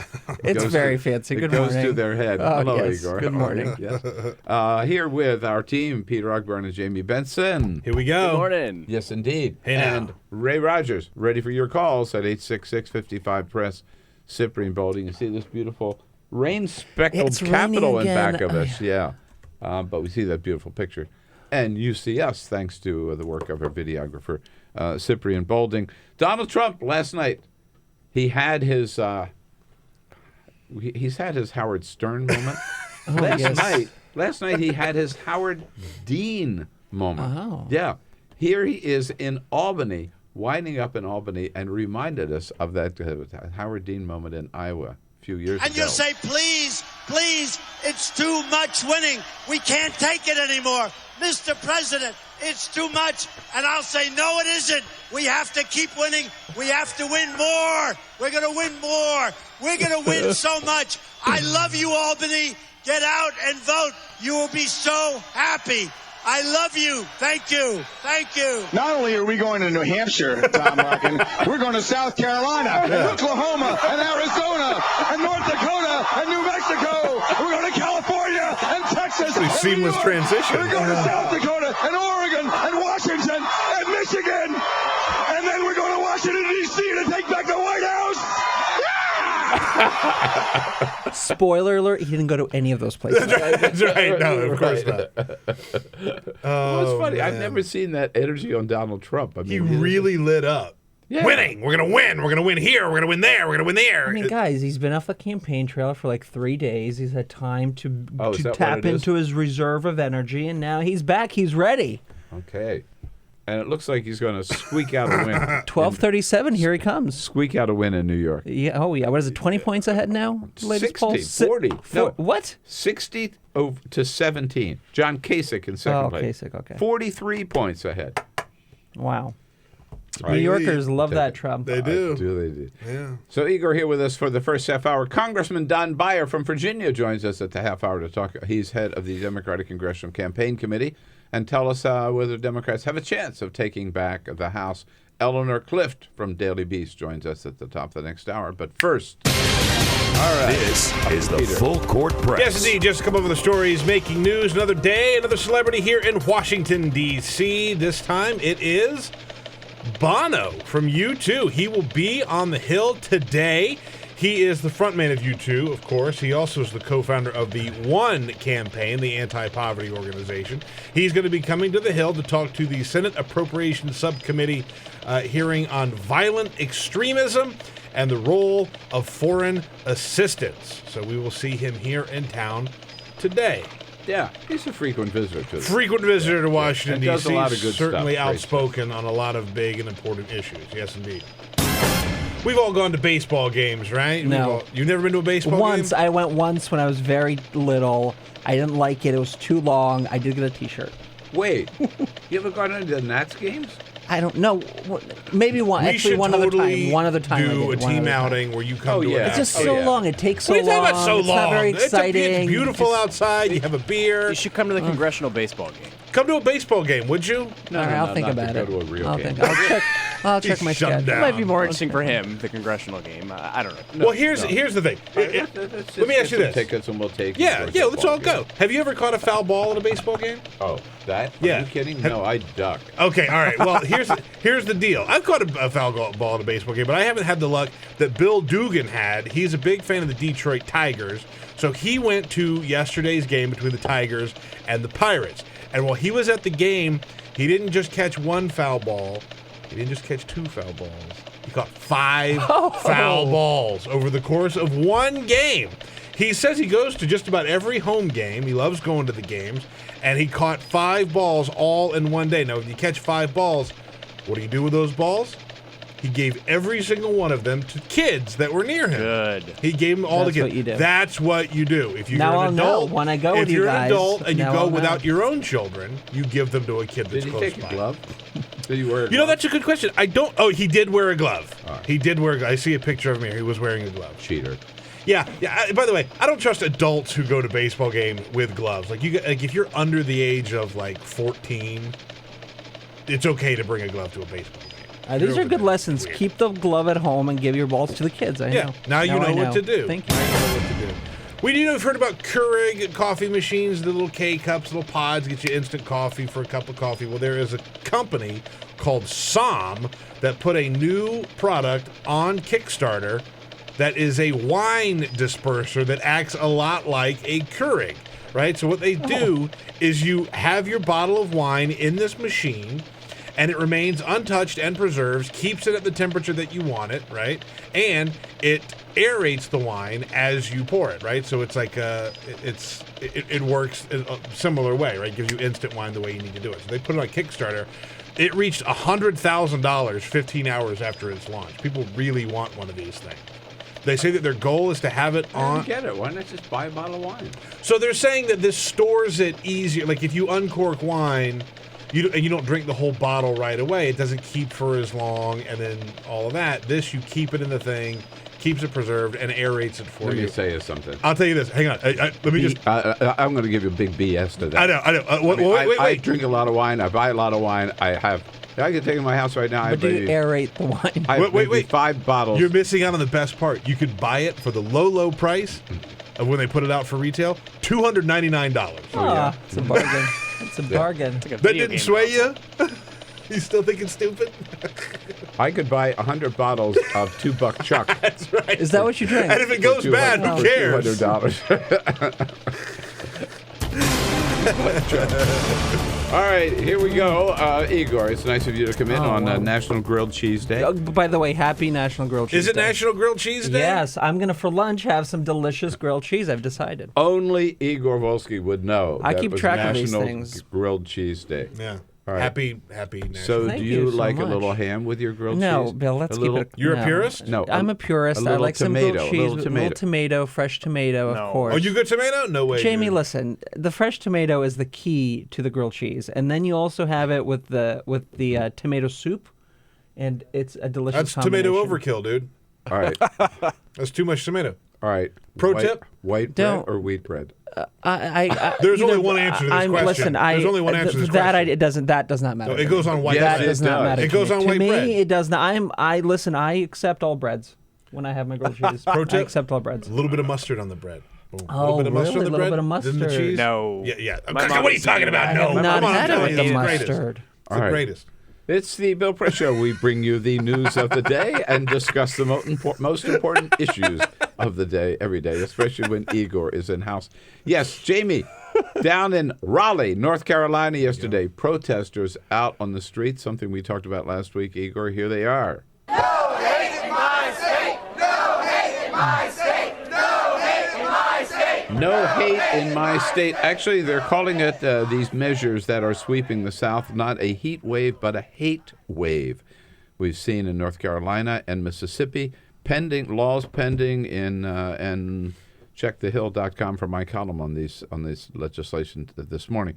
Laws pending in South Carolina, in Indiana, in a couple of other states, Missouri. Yeah, and the governor of Georgia vetoed a similar measure. So any chance that this is going to be overturned? What do you hear from North Carolina? Well, probably not. They're going back into session in 2 weeks. It's not on the agenda. The leaders aren't going to bring it up. But some breaking news, Bill, a Democrat, a state representative who voted for the bill, he was one of 11 Democrats to vote for the bill, now regrets doing so, saying in an editorial that he's made the wrong decision and that he now wants the law repealed. He's a lawyer who says he spent his entire career defending people and fighting for justice, and that this law, HB2, stands for the exact opposite. Good for him. Maybe he should have read the law before he voted. Maybe for he it, should have but read the law, but few people had the chance. Remember, it was introduced and passed within 10 hours. 10 hours, introduced and passed, and before and signed into law by the signed governor. into law, yes. And before it was even in that committee, you had Democrats hadn't even had a copy of the law. So they only had a copy of the law once the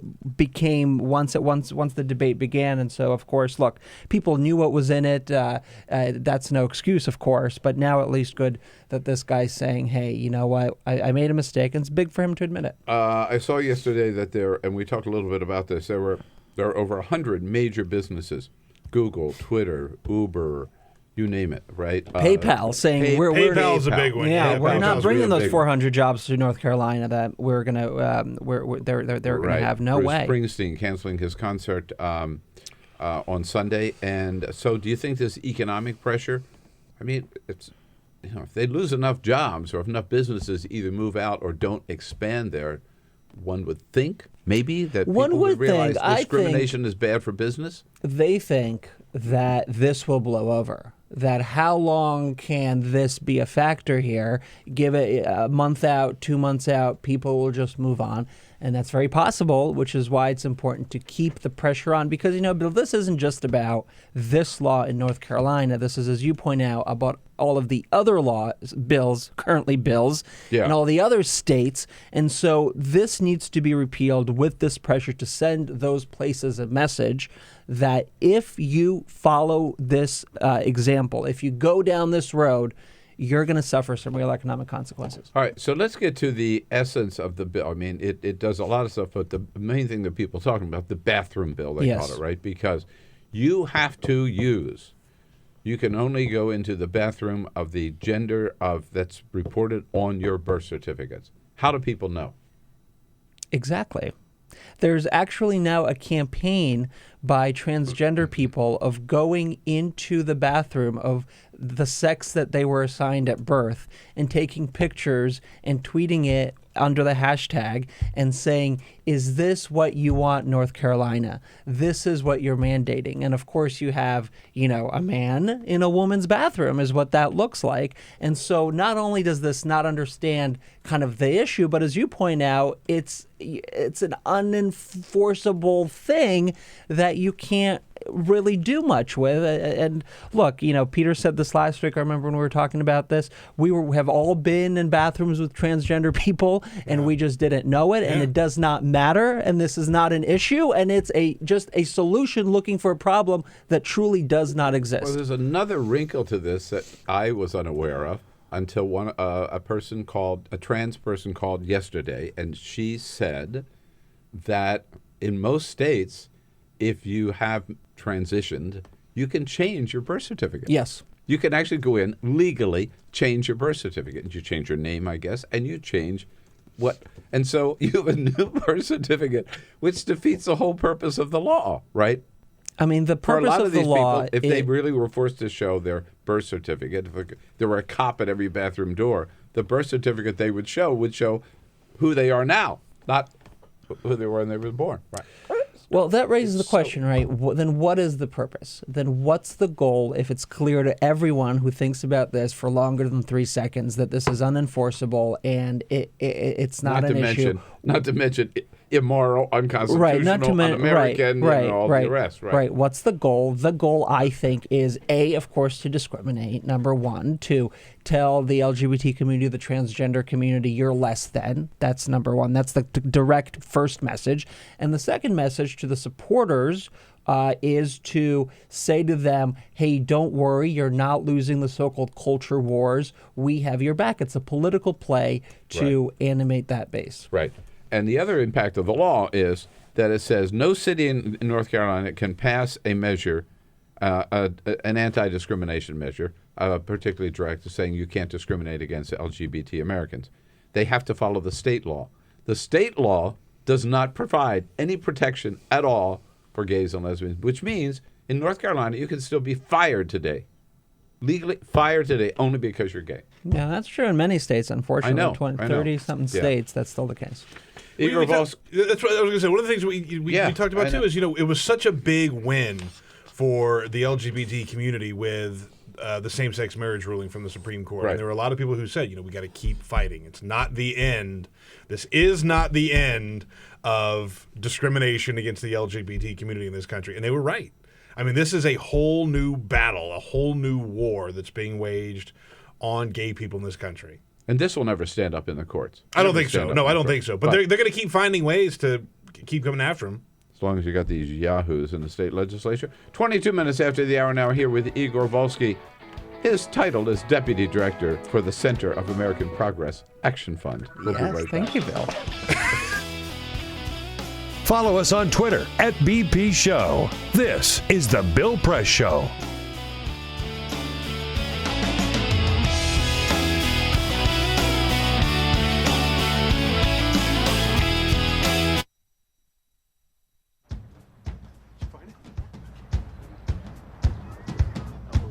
You taught him how to hit a baseball.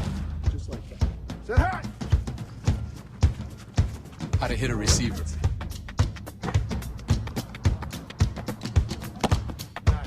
The strike zone.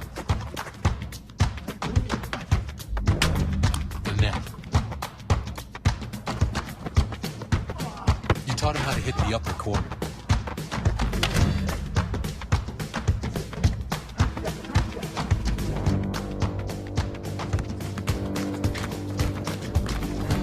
You even taught him how to hit the open man. But how much time have you spent teaching him what not to hit?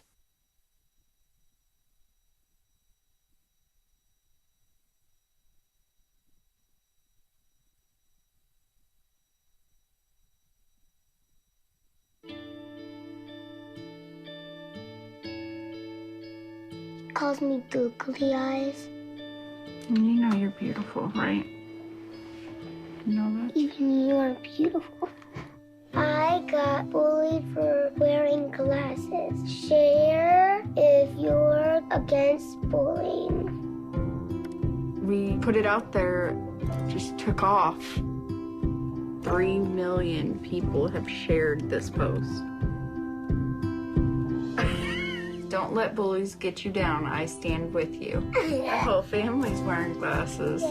I wear glasses and I'm proud. I even have the army on my team. All the kind comments brought my child joy. I don't feel thank you is enough. That's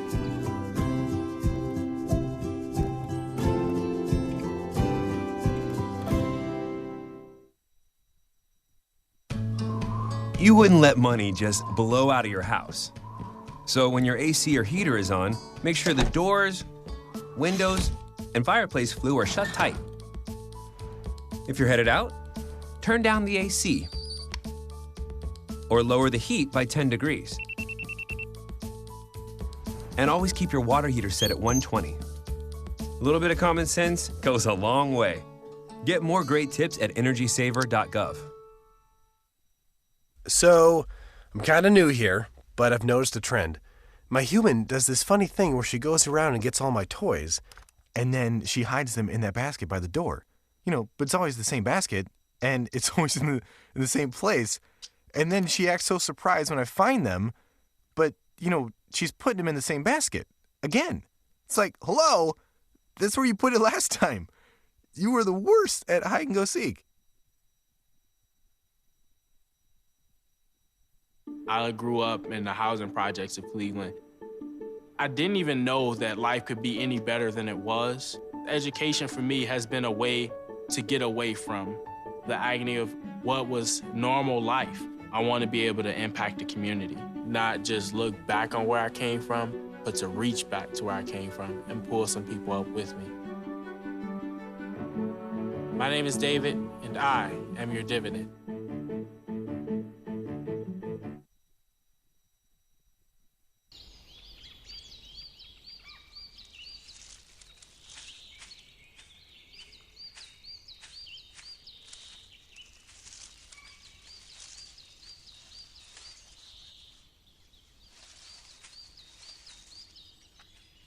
At Earth Justice, we defend the environment in the courtroom. Join our fight. When you take a seat, you take a stand. Earth Justice, because the Earth needs a good lawyer.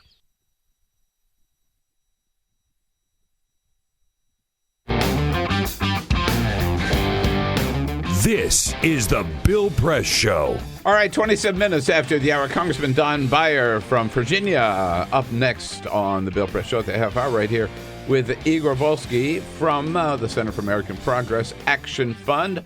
You told us last week about this new campaign to try to get some pressure on senators to do the right thing with Merrick Garland. That's right. People flying in from all over the country saying, hold a vote, do your job. Have a hearing. And this morning, the chairman of the Judiciary Committee, Chuck Grassley, having breakfast with Judge Garland.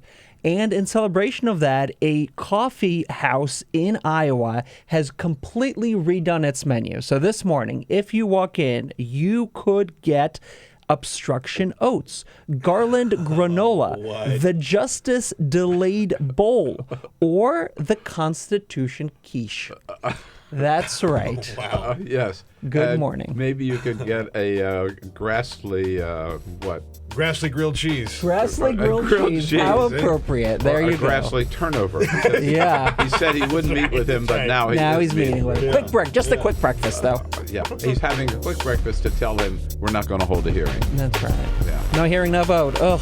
Yeah. Well, keep the pressure on, Igor. Good to see you. Thanks for coming in. Thank you, Bill. All right. Back with Congressman Don Beyer. This is the Bill Press Show.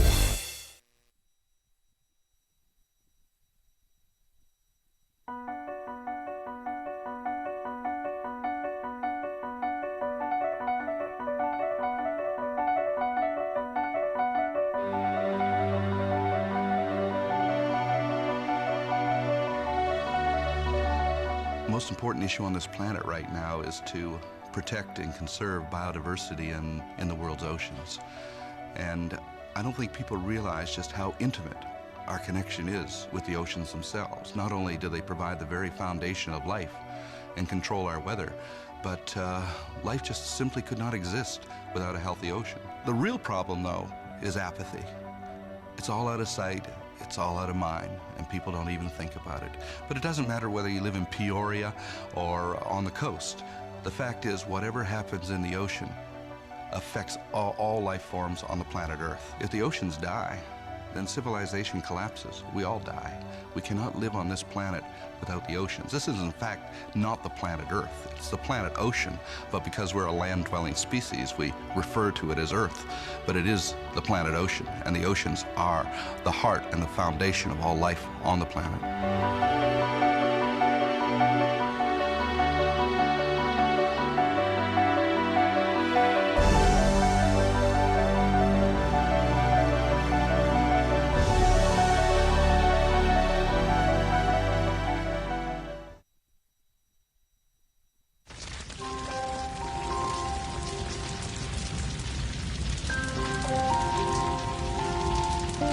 A single ember that escapes from a wildfire can travel more than a mile.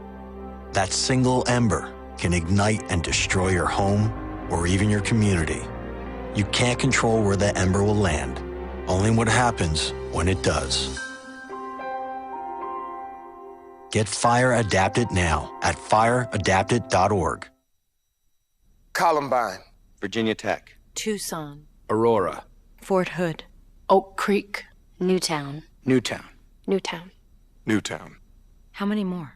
How many more? How many more colleges? How many more classrooms? How many more movie theaters? How many more houses of faith? How many more shopping malls? How many more street corners? How many more? How many more? Enough. Enough. Enough. Enough. Demand a plan. Right now.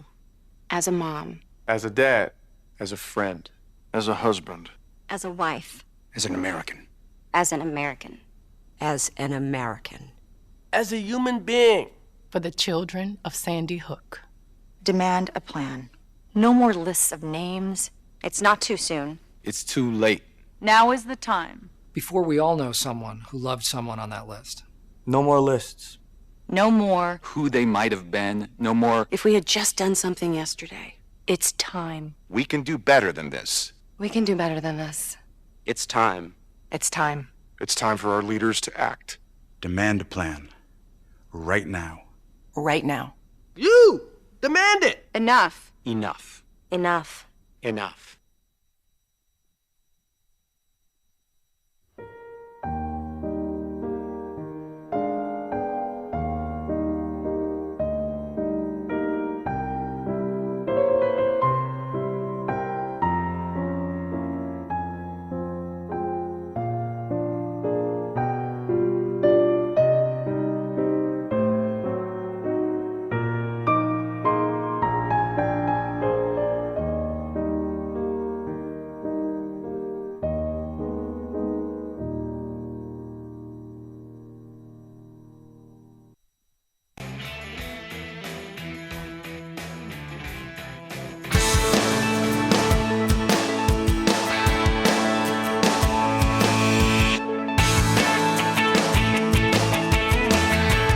Seen on Free Speech TV and online on TawkrTV. This is the Bill Press Show. Here we go now at 33 minutes after the hour on a big Tuesday, April 12. It is the Bill Press Show. We're coming to you live from Washington, D.C., where we're in our studio on Capitol Hill, where we're brought to you today by Amalgamated Bank. Yes, you hear about a bank with progressive values. Sounds like a contradiction, but it's not. Actually, for nearly a century, Amalgamated has been the first choice bank of progressive organizations and individuals nationwide. Check them out at amalgamatedbank.com. And, you know, these days we seldom walk into a brick-and-mortar bank. We do a lot of banking online. So you can do all your banking online nationwide at Amalgamated and be a proud progressive at the same time. Great to see you all today. Thank you for joining us. And we're very pleased today to be joined by a Democratic member of Congress from right across the river here in Northern Virginia, who has the important position of being the finance director for the Democratic Congressional Campaign Committee, as well as his duties representing Virginia's 8th Congressional District. Congressman Don Beyer. Congressman, good to see you. Thank you, Bill. Thanks so much for the invitation to be on the show. No, thank you for coming in. A relatively new member of Congress. 15 months, 16 months. Yeah. That's, all right. Yeah. And you're busy running for re-election then? Yeah, as always, although my sense with the 2-year terms, you're running all the time. I was just going to make that point, right? Yeah, members of Congress, they never really get any time off. Yeah, but if you think about it, they call it the People's House because the 10,800 that have served in it, not a one has ever been appointed by anybody, by a governor, by a president, by a legislature. Everyone has to run with the will of the people. So and I'm very blessed because I live in the district. It's Alexandria, so you can be in doing lots of things in Arlington, Alexandria, Falls Church, Fairfax every day and every night. It's easy. Right. And there's so many people that live in Washington, that work in Washington, that live in your district. A lot of government employees, whether it's for the military or for any of the civilian agencies I have as well. more federal employees and more federal contract employees in my district than any other in the country. And sort of ironically, I have more former House of Representatives employees living in my district. I think when I got there, I had at least 6,000 living in Arlington, Alexandria who knew more about Congress than I did. I was just going to say, do you ever get the feeling maybe that the people in your district know too much about the federal government? Yeah, you hear members of Congress going on listening tours. I imagine you actually do a lot of really good listening. Just walking out the front door in the morning. Right, they'll say. Plus, I think we had 100,000 incoming letters and emails last year, which was not order of magnitude, but like double what we'd heard is the next highest. And it's not, obviously it's not because of me. I think it's because of where we live that we have people that are so engaged. I always kid that I was raised right here, so with Potomac fever. Our kids all have Potomac fever. Of course, right. It goes with the territory, huh? I want to ask you about House races this year, but first, you had a very interesting experience at dinner lately. Tell us about it. It was. I got an invitation from some of the folks in the Latino community in Northern Virginia to have dinner with an immigrant family without papers, to try to get some insight into what their lives were like. It was a diverse family. Their youngest, an 8-year-old boy, was born in the States. So he actually was a citizen. So they've been here a while, right? Like 11 years, I guess. And the 2 older children were both born in, I can remember it was Ecuador or Bolivia, one of the countries in South America. And the dad had come. He told a harrowing story about 7 days in the desert, almost dying, being taken in by a Native American individual who gave him food and water and took him to the hospital. This was coming over with the border and getting, I guess with the helicopters, they scattered. And then the other family, and he spent years trying to get the rest of the family in, who finally were able somehow to sneak across the border with fake visas or something like that. Now the young woman is in her early 20s, and she's one of the Dreamer students studying at Northern Virginia Community College. So she has that DAPA status that the president created, and a brother who's trying to get the DACA status, rather. And then mom and dad both work in the underground economy. Mom's a house cleaner, but obviously being hired by people who don't insist on a Social Security number because she doesn't have one. Right. And the dad has a little one-person construction company. I said, "Who do you work for? Who will hire you without papers?" And he said, "Other Latino construction companies will give him work here and there." So they're scraping by, but always afraid of being deported, always afraid of that knock in the middle of the night. Right. And do they have their own house?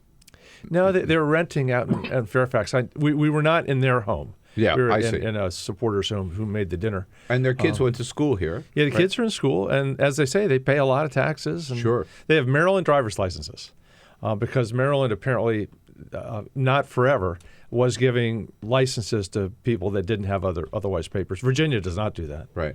So what do you believe is the answer to there are millions of families like that family in this country today, we know, all in every one of the 50 states. What's the answer?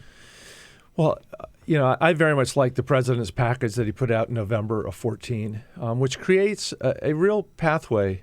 Well, first of all, the first thing he does is give people papers that allow them to stay without a path to citizenship, but at least takes away the fear that they're going to be deported, rounded up and deported. And in fact, I asked the youngest one, the one that is an American citizen, if they deported his mom and dad and brother and sister, would he go with them? And he said yes, but he was going to take his passport with him, so that he could come back when he wanted. Right.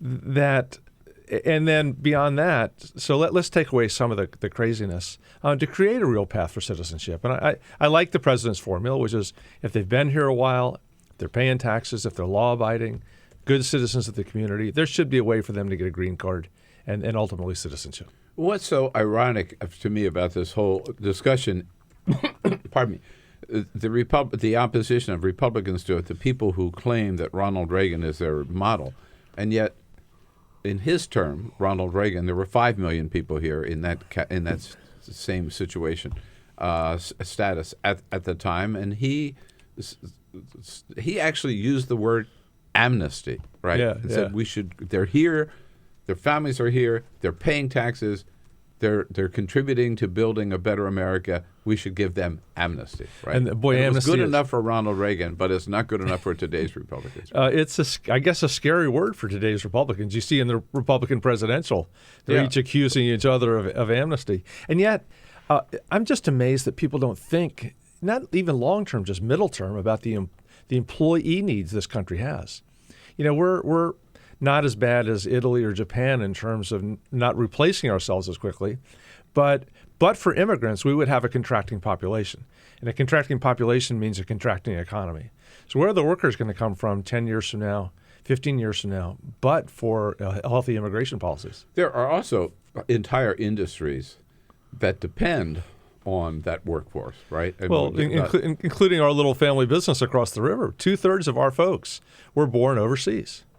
Now, and the vast majority of them born in Latin America, Central America, South America. What do you mean by that? Your family business? Well, I don't want to advertise on your radio, Jim, but I've been selling cars for 42 years. Oh, okay. And with my brother and sister and daughter and dad, and our mechanics and our salespeople and our porters, as a plurality, come from Nicaragua, Honduras, Guatemala. They're all legal. We insist on that. That's the law. But many of them were not legal when they first came here. Right. But when you look at the agricultural industry, the people working in hotels, taking care of the rooms in the hotels, a lot of people cleaning homes, as you pointed out, this woman does. I mean, go across the board, the entire industry across the board, which is why collapse. It was one of the weird things is you would think that the Republican majority would be sensitive to the desires of the U.S. Chamber of Commerce, not a progressive liberal organization, the Business Roundtable, the National Federation of Independent Businesses. All these folks are very pro-immigration reform, and all of them would love to see the president's executive orders made the law. Right. Yeah. And basically President Obama is asking for what President George W. Bush asked for at the time. Right. Now, I want to talk to you about the United States Congress. So everybody says, okay, we're going to win the White House this year. Looks like we're going to take back the Senate, but impossible to take back the House because we need, 35? They need just 30. 30. Yeah. Okay. Because 30 we're seats. 188 right now. 30 gives us 218. That's the majority. All right. Now, 30 sounds like a lot, but it's not impossible, is it? It's absolutely not impossible. But first of all, let's look at what we're going to lose. We think we only have 12 seats that we hold right now, incumbents that are on the bubble. People like Ami Bera in Sacramento or Brad Ashford in Omaha. And they all look pretty good. The toughest race is Gwen Graham in Tallahassee, because with Florida redistricting, her seat became significantly more Republican. But she's a tough lady. Her dad is Bob Graham, governor, senator, and I just love her. She's running a hard race. So we could possibly keep all 12 of the seats. The political slang is you can't add by subtraction, so you don't want to lose anybody. And then we have 16 right now, very credible. The lingo is red to blue candidates. People who can take a red seat and turn it blue. Locally, the only one close at hand is Lou Ann Bennett against Barbara Comstock in Virginia's 10th. Mm-hmm. Barbara's first term, a Republican. Lou Ann is a business person, built a whole construction company, real estate here in D.C., and that's a seat we could take back. I want to talk to you more about some of those seats, so take a quick break here. But in 2010, when Republicans won back the House, they won about 65 seats. 65 seats, exactly. 65. So if they could win, I keep telling people this, if they could win 65 in 2010, we can win 30 in 2016. And we think we have 52 seats in play. All right. 52 seats we believe. Let's talk about some of those seats in play. Maybe one of them in your district where you live. You want to weigh in? A question for the good congressman from Virginia, Congressman Don Beyer, 866-55-PRESS. We'll be right back. On your radio, on TV, and online. This is The Bill Press Show.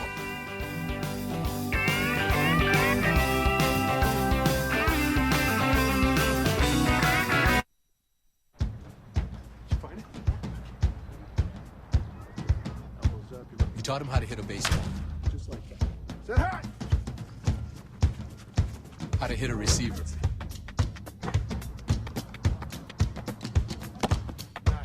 The strike zone. The net. You taught him how to hit the upper corner.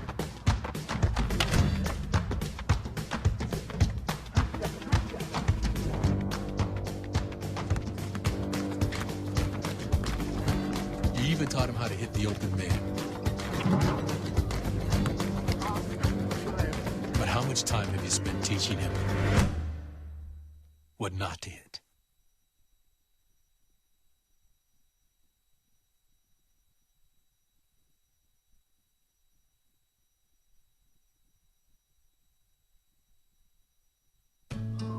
You wouldn't let money just blow out of your house. So when your AC or heater is on, make sure the doors, windows, and fireplace flue are shut tight. If you're headed out, turn down the AC or lower the heat by 10 degrees. And always keep your water heater set at 120. A little bit of common sense goes a long way. Get more great tips at energysaver.gov. So, I'm kind of new here, but I've noticed a trend. My human does this funny thing where she goes around and gets all my toys, and then she hides them in that basket by the door. But it's always the same basket, and it's always in the same place. And then she acts so surprised when I find them, but, she's putting them in the same basket. Again. It's like, hello, that's where you put it last time.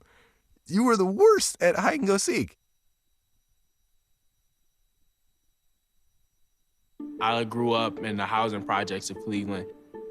I didn't even know that life could be any better than it was. Education for me has been a way to get away from the agony of what was normal life. I want to be able to impact the community, not just look back on where I came from, but to reach back to where I came from and pull some people up with me. My name is David, and I am your dividend.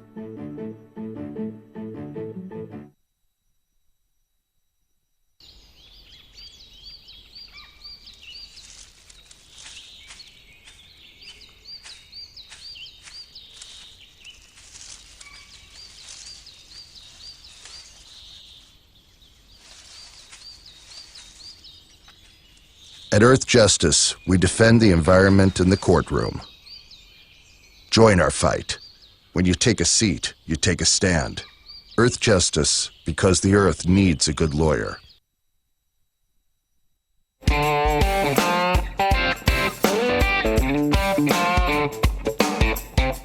Can't catch the entire show? Listen to BP in 3, where we turn 3 hours into 3 minutes. Find it every day at BP Show on Twitter or at BillPressShow.com.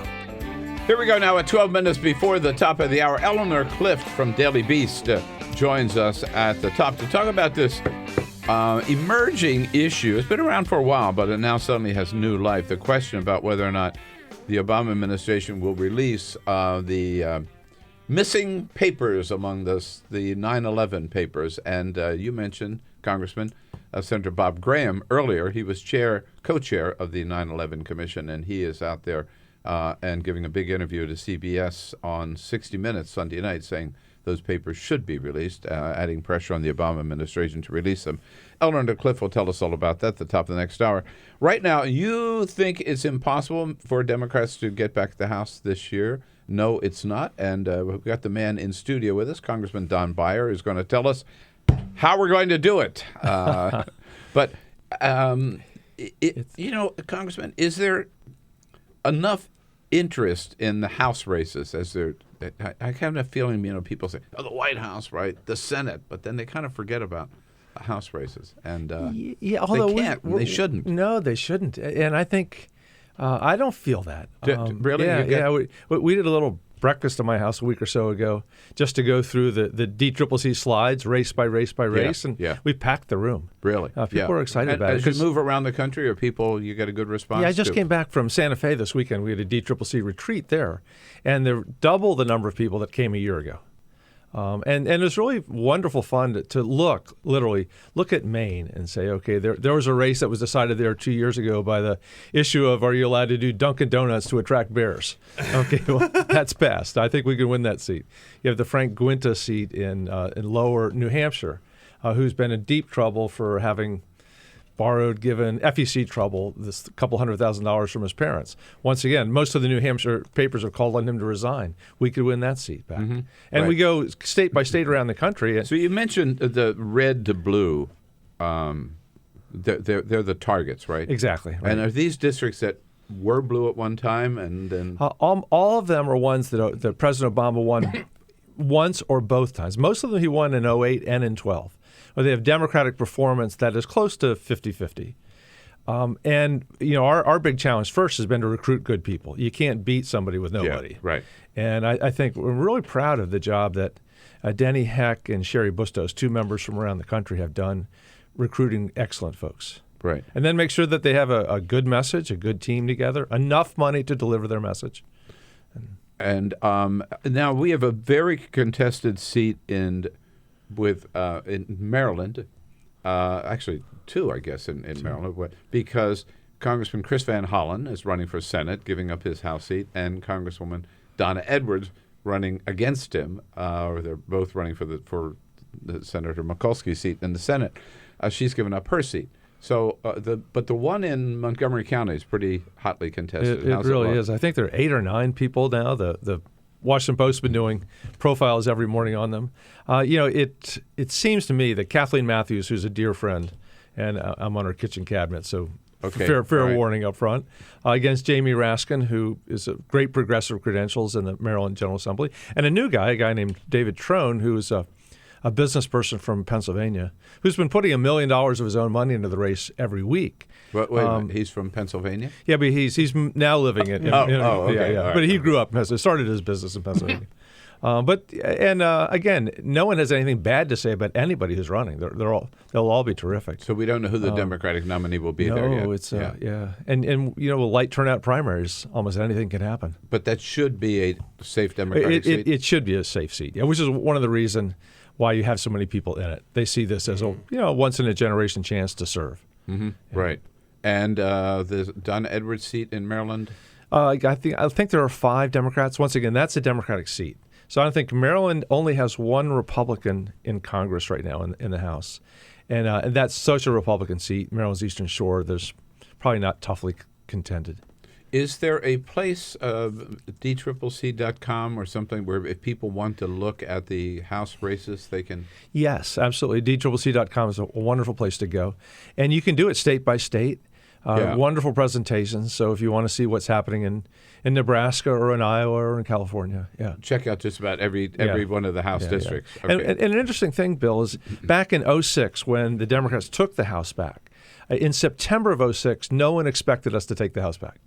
But we caught a wave. Mm-hmm. We got slammed by a wave in 2010 with the 65 seats, and slammed by a smaller wave in 2014, which was the 2 weeks before that election were dominated by news of ISIS beheadings and Ebola. And people were afraid, and Republicans do better when people are afraid. I think we're going to catch a wave this year, too. And I think the name of the wave is Donald Trump. Well, that will maybe it's Ted Cruz. That will certainly. Either one. Either one. Yeah, either one. Yeah. A lot of focus is given to Donald Trump and how much damage he would do down the ticket, but I think Ted Cruz is just as dangerous. I think more of the Republicans I know are more afraid of running with Ted Cruz than Trump. Yeah. Because he's such an ideologue. And this is a guy who served in the Congress for years without a single friend, proudly. Yes, right. No.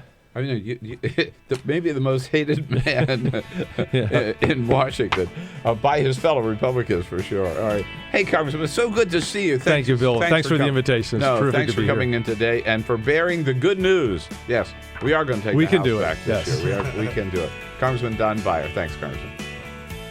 Get social with Bill Press. Like us at facebook.com/Bill Press Show. This is The Bill Press Show.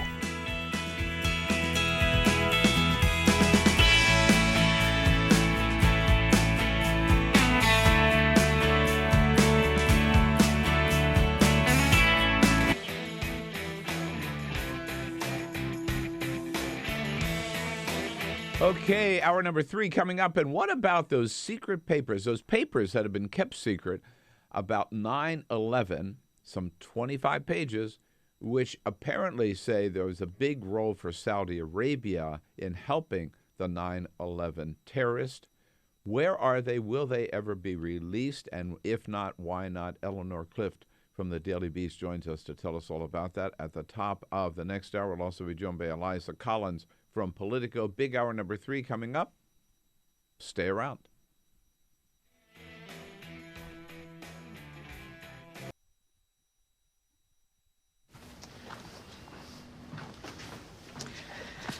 All right. I know this isn't any fun to talk about, but we should. Okay. So who's going to do what? I'll pack the dead batteries. Great. I'll only put what I don't need into a duffel bag. Perfect. That's totally unhelpful. No problem. Meanwhile, I will try to comfort everyone by speaking in a calm voice. And I'll try to get the generator going without any gas. Oh, let's not forget the cell phones, which probably won't work. Right. And who is going to handle supplies? I can forget to do a list for us. Thanks, pal. Well, I think we couldn't be any less prepared. I'm proud of you guys. Talk to your kids about who to call, where to meet, what to pack. Visit ready.gov/kids for tips and information.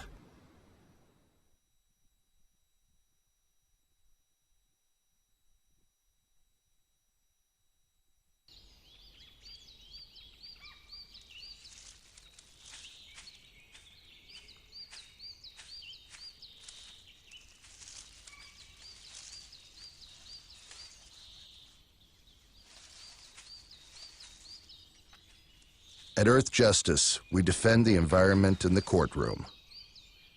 Join our fight. When you take a seat, you take a stand. Earth Justice, because the Earth needs a good lawyer.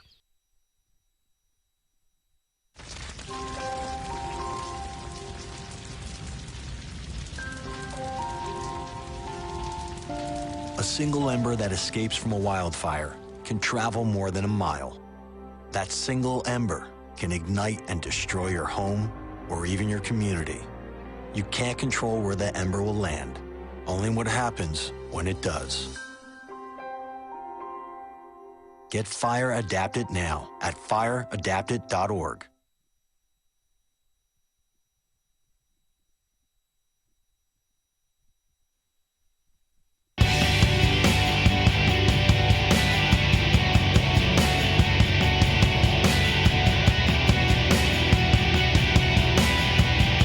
This is the Bill Press Show. All right. Eleanor Clift again from Daily Beast at the top of the next hour. And then Eliza Collins from Politico will be joining us. President Obama, fairly light schedule today. He and the Vice President get the daily briefing at about 10 o'clock this morning. Then the President goes off to dedicate a new national monument here in Washington, a national monument to women's equality. Doing that at 11:25. Our daily press briefing with Josh Earnest, the White House briefing room at 12:45 today. And again, why are some of the 9/11 papers still being kept secret? Are they being kept secret to protect Saudi Arabia? We'll talk to Eleanor Clift about that top of the next hour. This is the Bill Press Show.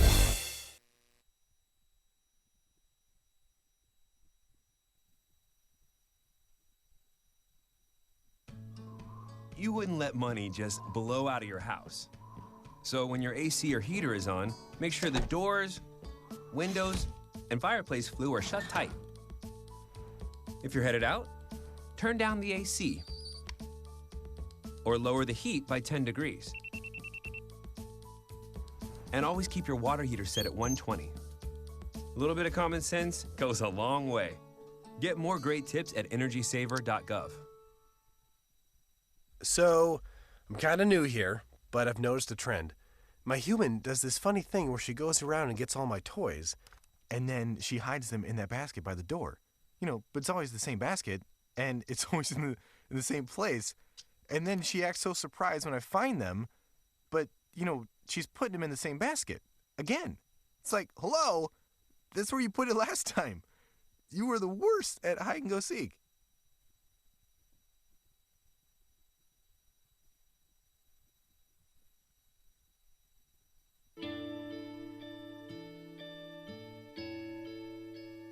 Calls me googly eyes. And you know you're beautiful, right? You know that? Even you are beautiful. I got bullied for wearing glasses. Share if you're against bullying. We put it out there, just took off. 3 million people have shared this post. Don't let bullies get you down. I stand with you. The whole family's wearing glasses. I wear glasses and I'm proud. I even have the army on my team. All the kind comments brought my child joy. I don't feel thank you is enough. That's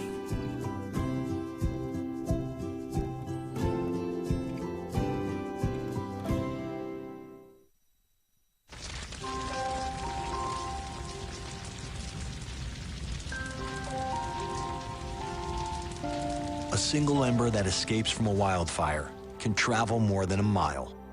That single ember can ignite and destroy your home or even your community. You can't control where that ember will land, only what happens when it does. Get Fire Adapted now at fireadapted.org. I wanted to find a bank with a purpose. I wanted to find a place that would take my money and not use it to cause the financial crisis, but to fix the financial crisis and to help end income inequality. The people that we employ are usually clients right off the streets. They don't have an account, but Amalgamated is willing to get that started for them. Their reputation of supporting the working man, I think, speaks for itself. This is a bank that cares for their customers, and I appreciate that. We were able to access a construction loan through the bank's programs, and that loan has helped us house 28 families in the community. Amalgamated is a bank that was started for and about working people. Many of our customers have a deep commitment to advocating for social and economic justice. We share that commitment, and we're not afraid to stand up and say that we need to change some of the way that the country does business.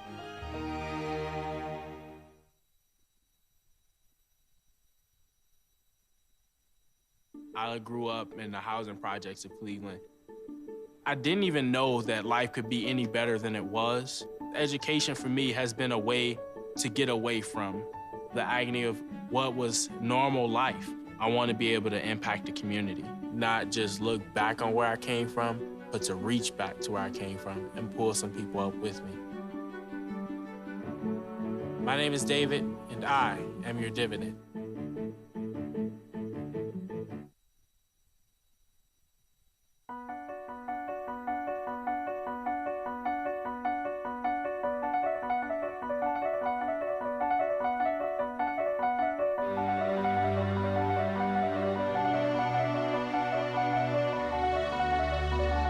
The most important issue on this planet right now is to protect and conserve biodiversity in the world's oceans.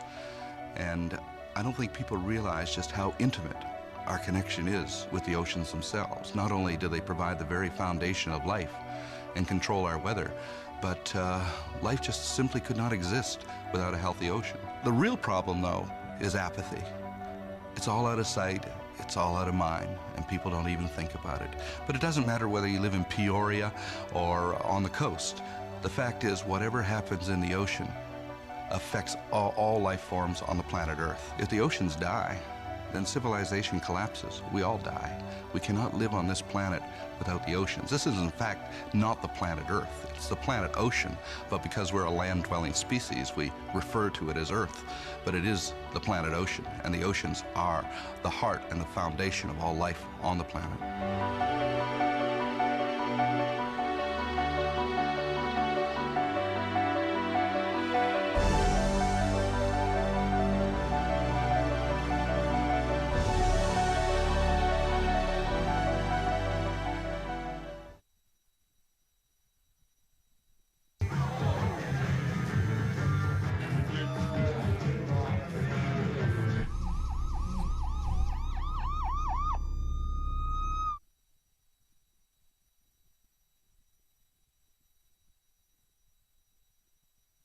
It's on us to stop sexual assault. To get in the way before it happens.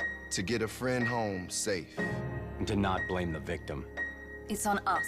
To look out for each other. To not look the other way. It's on us to stand up.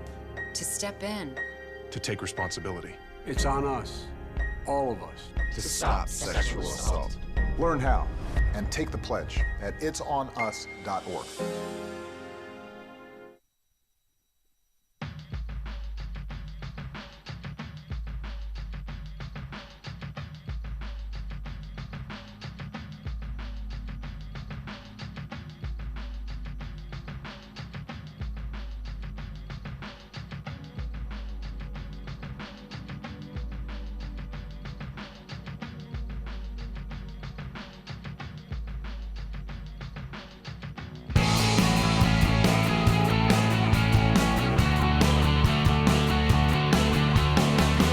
Broadcasting around the nation, on your radio, on your TV, and online. This is The Bill Press Show. Ivanka Trump in charge of voter outreach for the Trump campaign. Oops, she forgot to register to vote, so she can't vote for her daddy in New York. I think this is symptomatic of the whole Donald Trump delegate operation. Hello, everybody. What do you say? It's good to see you today. On this Tuesday, April 12, it is the Bill Press Show, and we are here with you coast to coast on the radio, on your local progressive talk radio station. Great to see you there in Radioland. And we're here with you, of course, on Free Speech TV. You're looking good today. Thank you for joining us.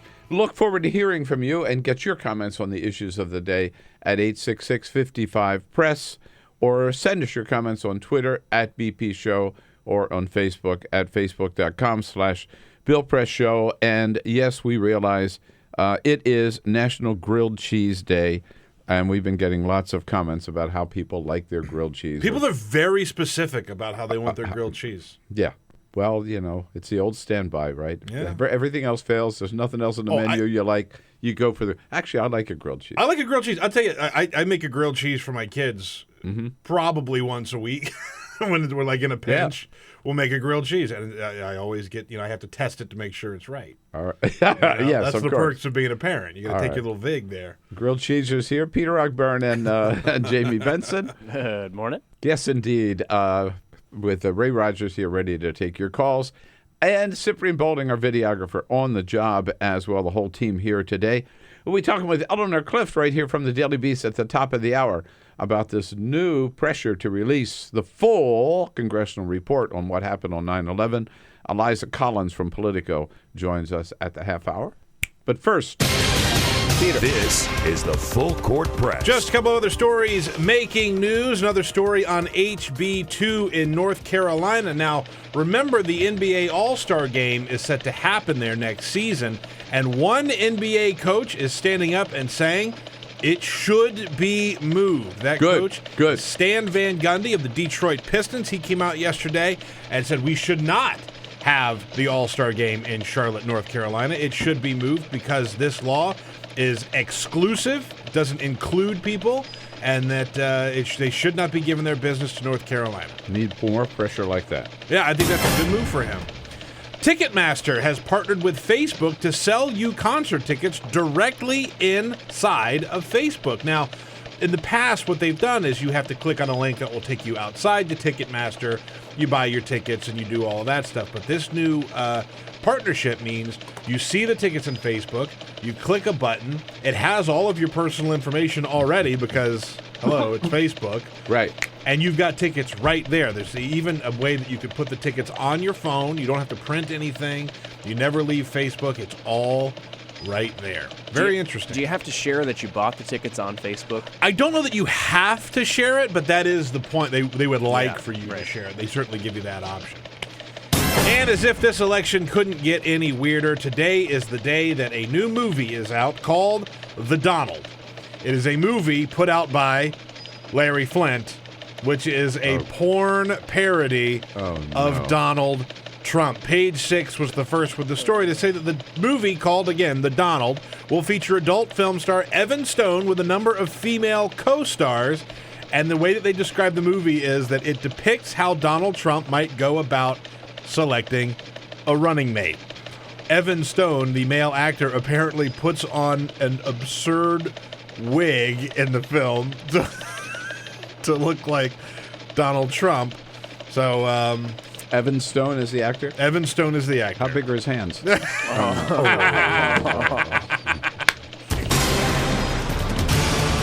my God. I apologize for that. All right, here we go. Let's get into some more serious stuff. Yes, indeed, 60 Minutes with a bombshell report Sunday night where one of the co-chairs of the Congressional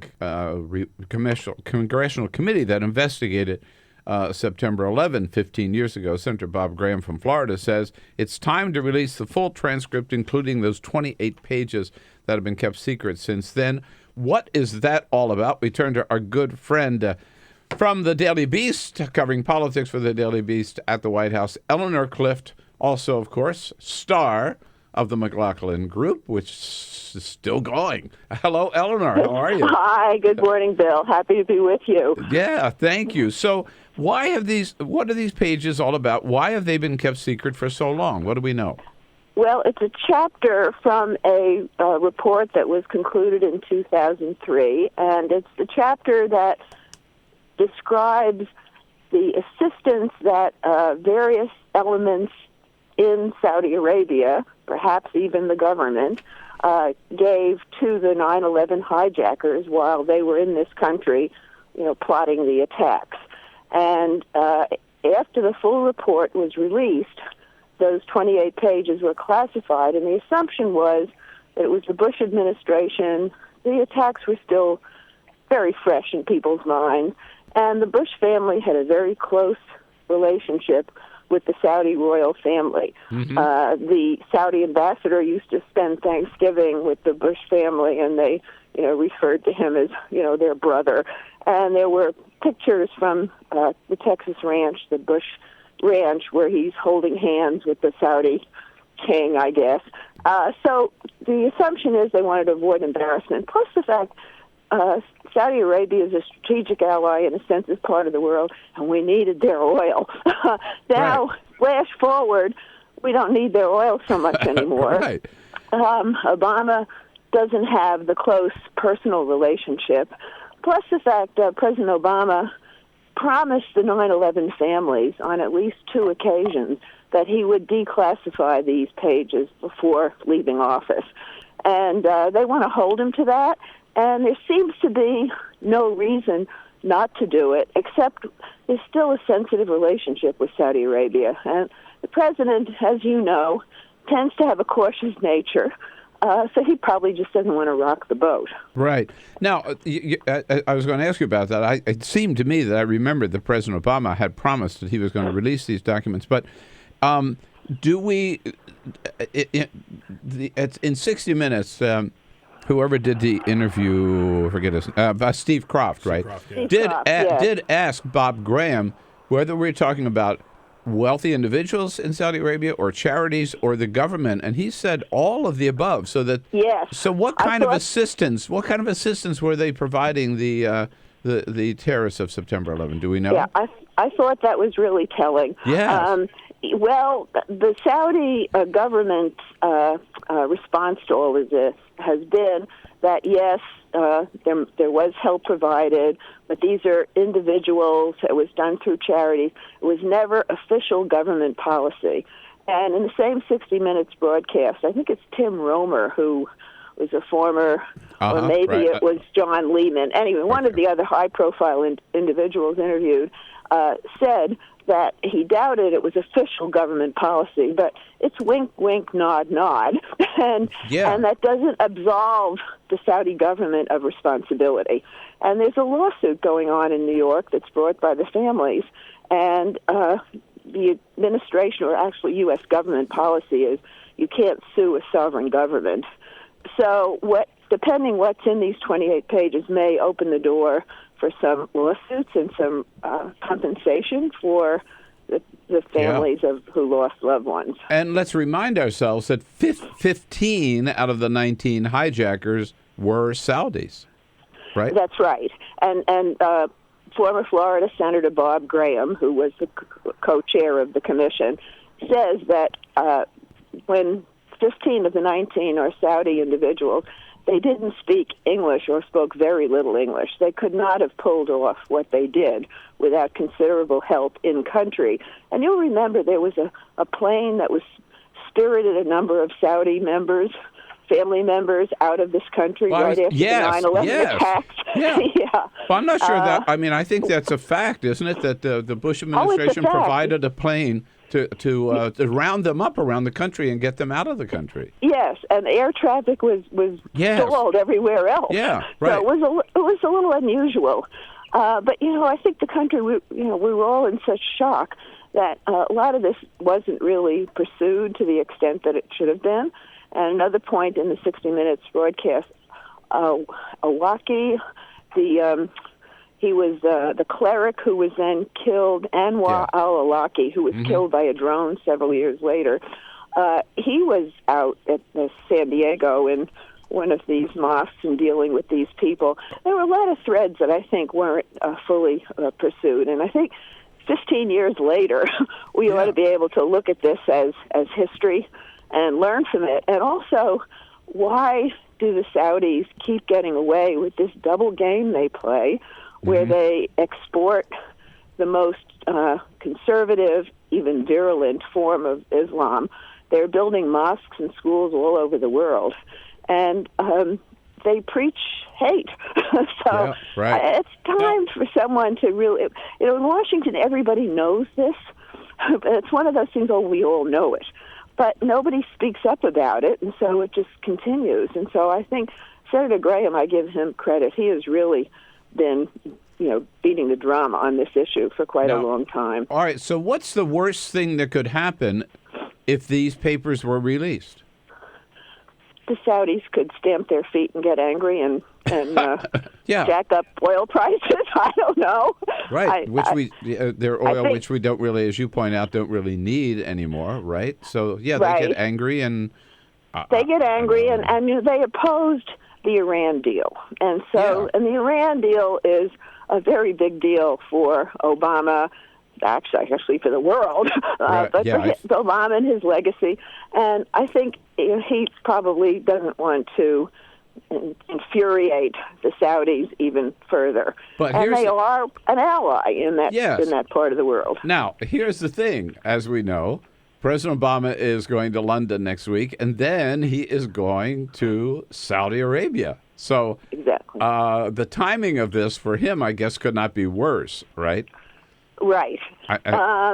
Well, I suppose he can say to this country, which doesn't have freedom of speech and freedom of the press and all that, and say, look, in my country, I don't control what 60 Minutes does, and this is out there, and I'd like to give you some heads up on what I plan to do, and maybe he does have a plan. 60 Minutes asserted that the administration is conducting a review, national security review. They've been saying that for several months. How long does that review take for 28 pages? I don't know. So I guess it's also, Eleanor, impertinent to ask, whatever happened to the most transparent administration in history? Yeah, but you and I have both watched succession of administrations. I think every one of them is tightens down more than the previous one, regardless of party, ideology, gender. Yeah.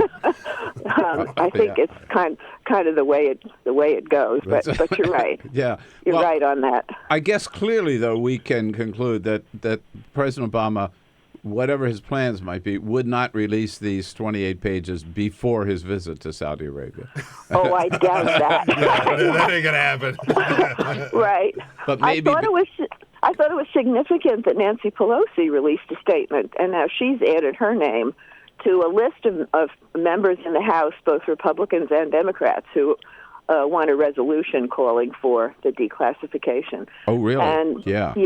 Yes. And they've been trying to get sort of higher profile people to join on, and the effort is led by Walter Jones, sort of the anti-war Republican from North Carolina, and Stephen Lynch from Democrat from Massachusetts. And as you've pointed out, many bipartisan members of the Congressional Committee have come out and said, yes, they ought to release the whole thing, including the chair, Bob Graham, and Porter Goss, too, right? Yeah, Porter Goss went on to be George W. Bush's CIA director, so he knows where the bodies are buried, too. So, and this is a decision, an executive decision, right? Doesn't need congressional action. I mean, it would take an executive decision. No, I think the president can declassify that. Yeah, right. He's not going to do it, if his national security apparatus says, no, you shouldn't. And I think the tendency of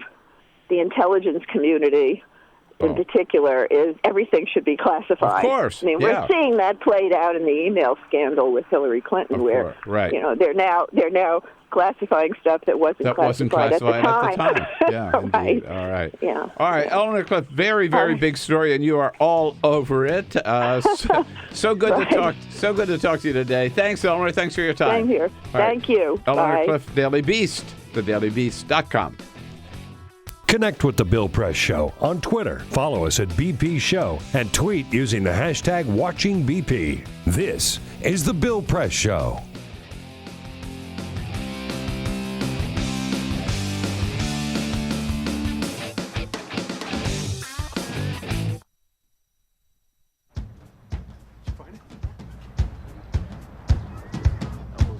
You taught him how to hit a baseball.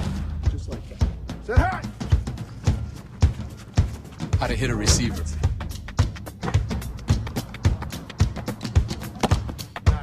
The strike zone. The net. You taught him how to hit the upper corner.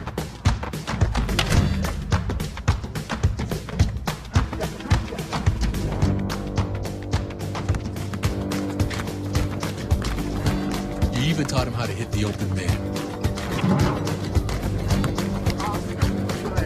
But how much time have you spent teaching him what not to hit?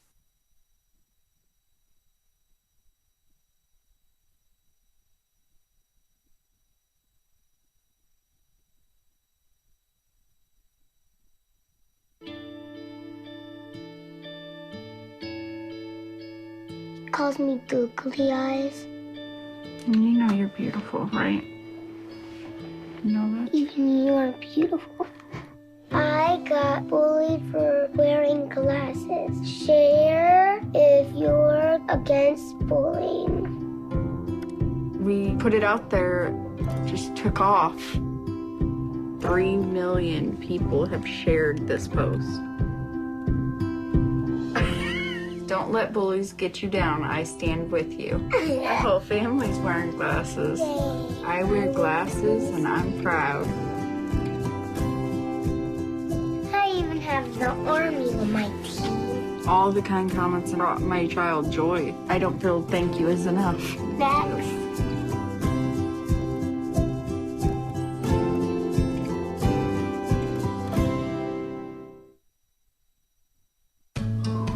You wouldn't let money just blow out of your house.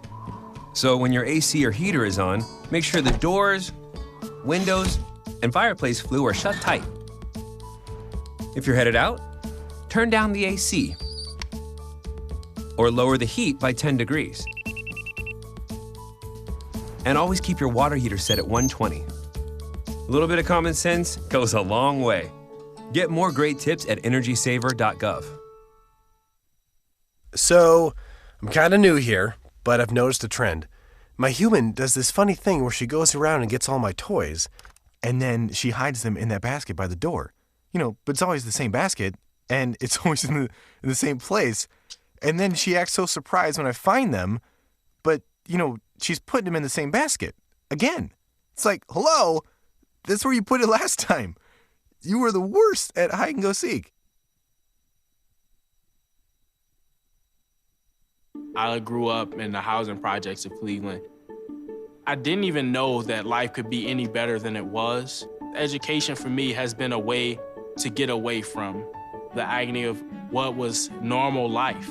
I want to be able to impact the community, not just look back on where I came from, but to reach back to where I came from and pull some people up with me. My name is David, and I am your dividend.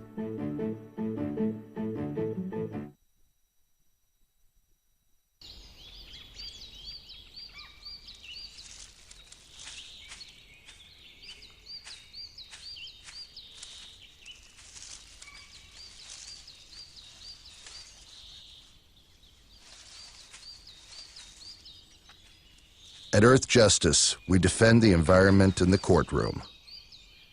Join our fight. When you take a seat, you take a stand. Earth Justice, because the Earth needs a good lawyer.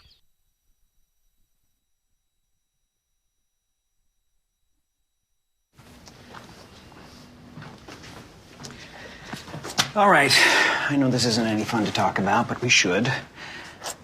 Okay, so who's going to do what? I'll pack the dead batteries. Great. I'll only put what I don't need into a duffel bag. Perfect. That's totally unhelpful. No problem. Meanwhile, I will try to comfort everyone by speaking in a calm voice. And I'll try to get the generator going without any gas. Oh, let's not forget the cell phones, which probably won't work. Right. And who is going to handle supplies? I can forget to do a list for us. Thanks, pal. Well, I think we couldn't be any less prepared. I'm proud of you guys. Talk to your kids about who to call, where to meet, what to pack. Visit ready.gov/kids for tips and information.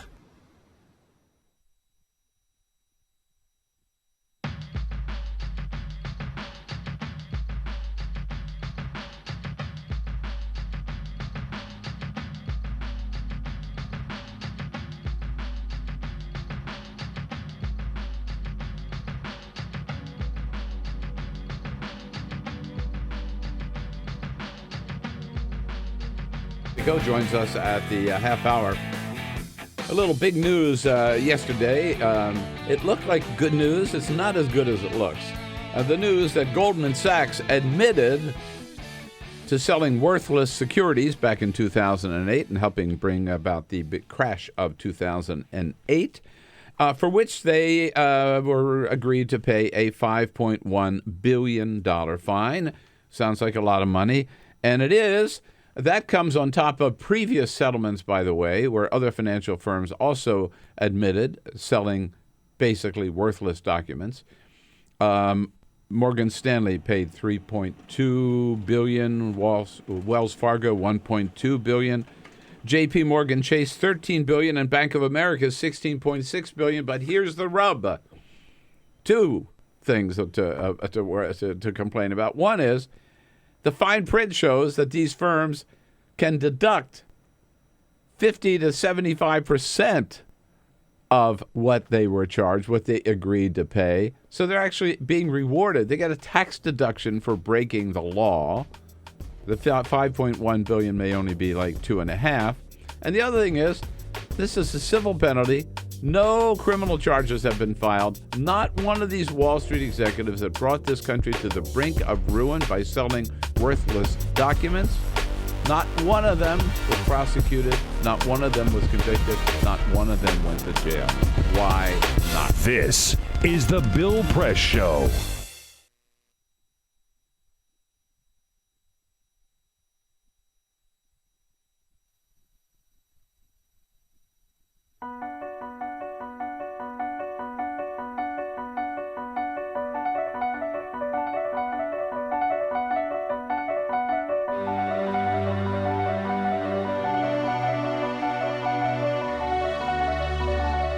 most important issue on this planet right now is to protect and conserve biodiversity in the world's oceans.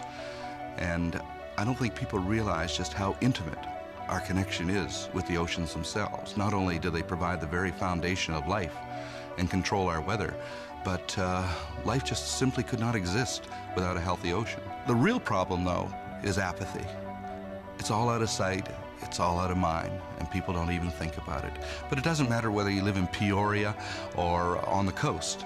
The fact is, whatever happens in the ocean affects all life forms on the planet Earth. If the oceans die, then civilization collapses. We all die. We cannot live on this planet without the oceans. This is, in fact, not the planet Earth. It's the planet ocean, but because we're a land-dwelling species, we refer to it as Earth. But it is the planet ocean, and the oceans are the heart and the foundation of all life on the planet.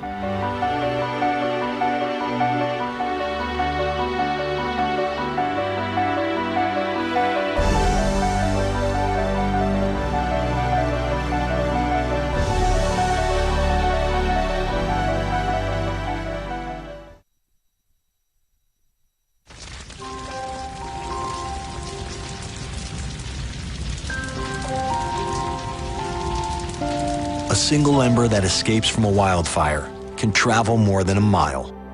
That single ember can ignite and destroy your home or even your community. You can't control where that ember will land, only what happens when it does.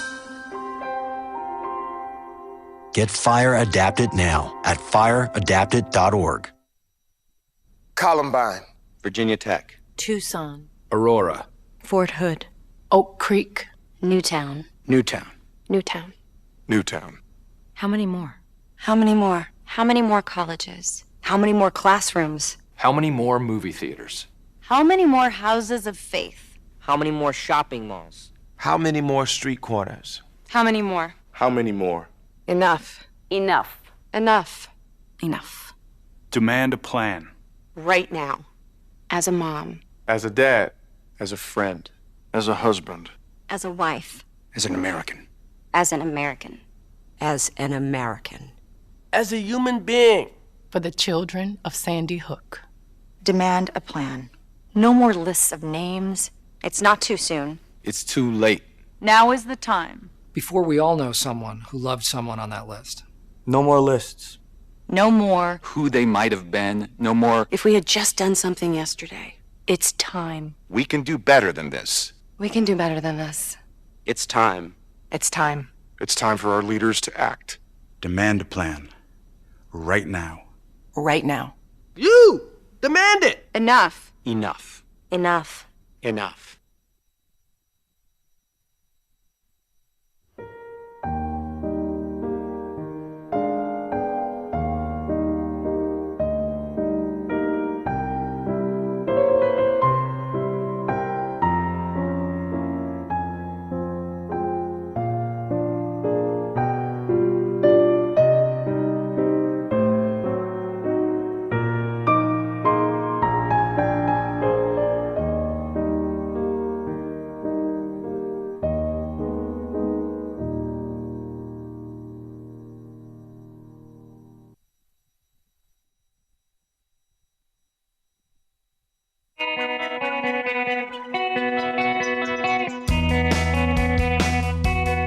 Streaming live video right now at youtube.com/TawkrTV. That's TAWKR-TV. This is The Bill Press Show.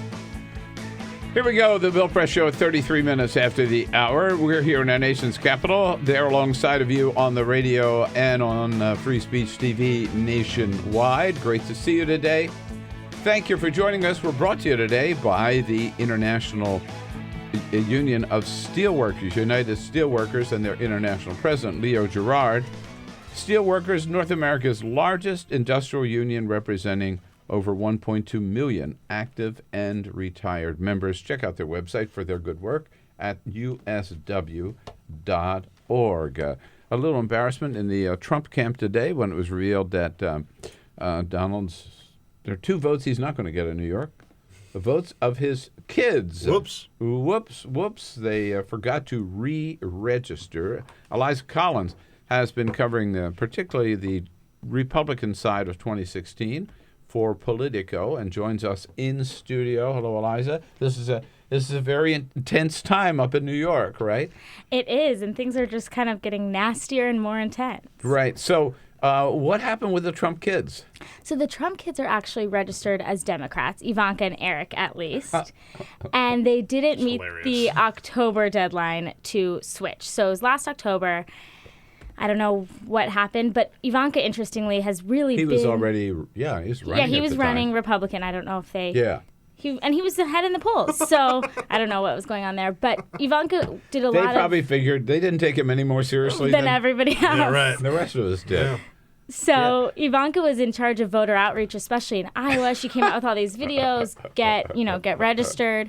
There is a little bit in New York. If you want to register to vote, that deadline was March. To switch was a little bit before, but they missed them both.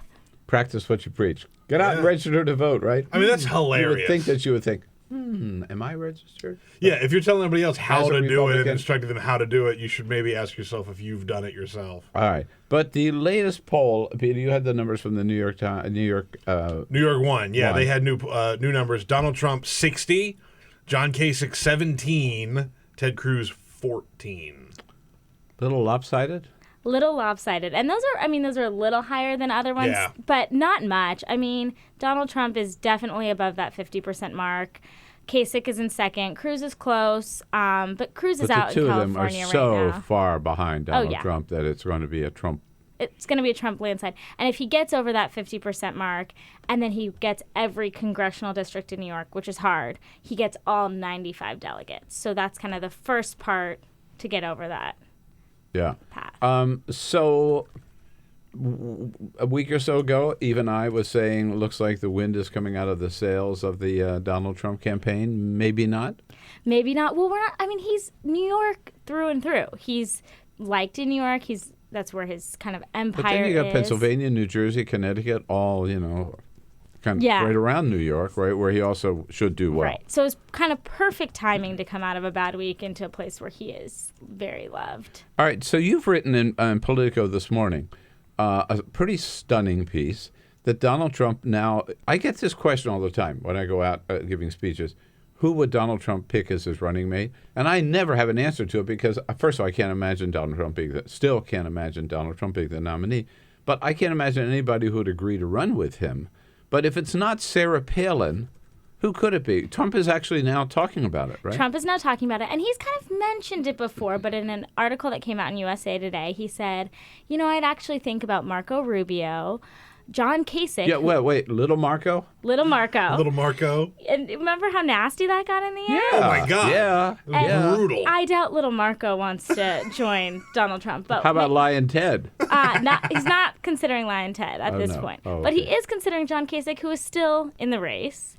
And he said that Kasich ought to get out, right? He has, but he hasn't pressured him in the way Ted Cruz has kind of taken to calling Kasich a spoiler. Donald Trump's like, yeah, he should get out, but it's not that big of a deal. Mm-hmm. And then the most interesting one to me was Scott Walker, because Scott Walker 2 weeks ago... He just attacked Scott Walker. A lot, on his record. Loser, whole thing. The fact that he wears a helmet when he rides a motorcycle. A broad range of issues. Yeah, right. Well, it's funny with Trump is, you hear people say, it's just business. I really do think a lot of this with Trump is just business, right? Like, to beat the hell out of his opponent that way and to ridicule them is good for business for him. But I think he's willing to come back and see that might be politically beneficial for him, right? Like, to have someone like Walker or Rubio or Kasich as opposed to a Yahoo on the ticket would certainly give him a lot of credibility. I think it's show business. Yeah. Right. Yeah. I think saying Kasich, too, is kind of like a jab. Like, he might not be calling for Kasich to get out, but he's positioning himself, I am going to be the nominee, and I will take Kasich as my VP. Kind of like pushing it that way. Yeah, I see that. You've also been reporting on stuff I haven't seen anywhere else, that Trump may not have come up with the idea of the wall and who's going to pay for the wall all on his own. Well, so I think the wall was Trump, but the new details, he came out kind of saying the money that people in the U.S. can send abroad. He'll pull that, like he'll threaten to pull that if Mexico doesn't pay. That idea, this Kansas Secretary of State had an interview in a newspaper in Kansas, and he said, I've been talking to the Trump campaign. He's endorsed him. So he wasn't saying it was stolen, but he was like, those are consistent with my messaging.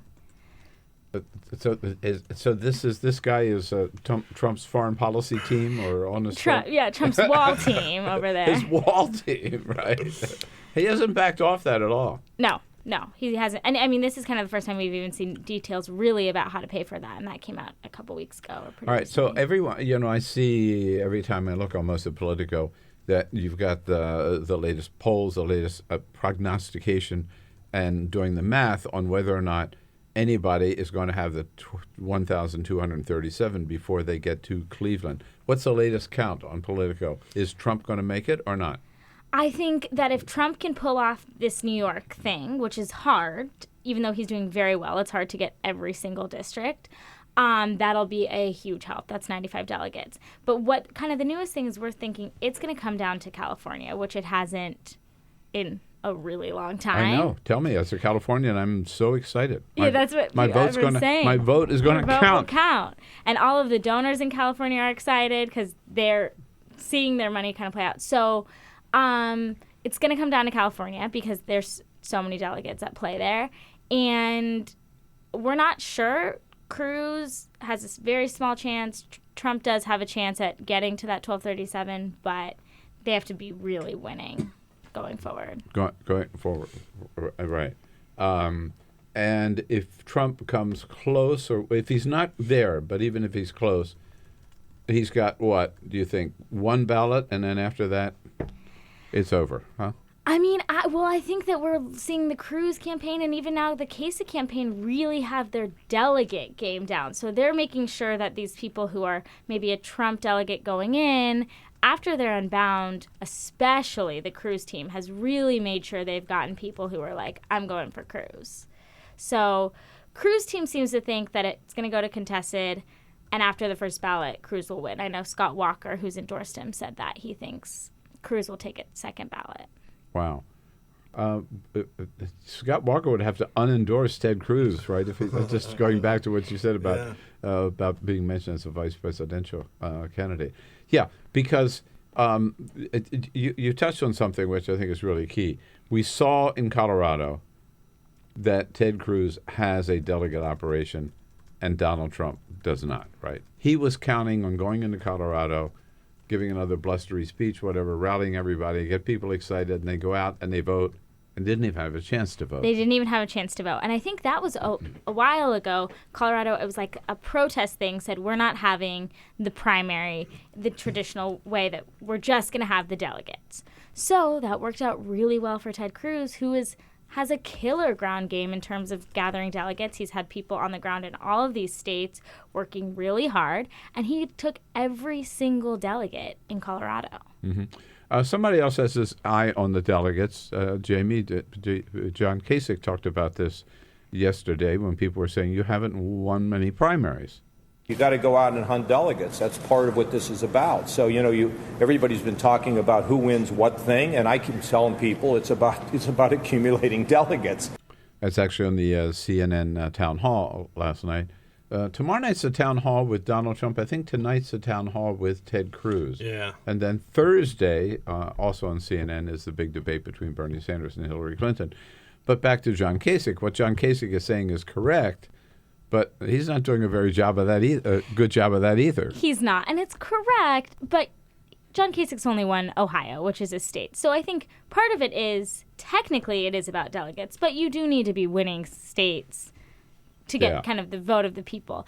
But he's not doing a very good job about. What he is feeling really good about was Michigan, where Donald Trump was blocked from getting any delegates onto any committees.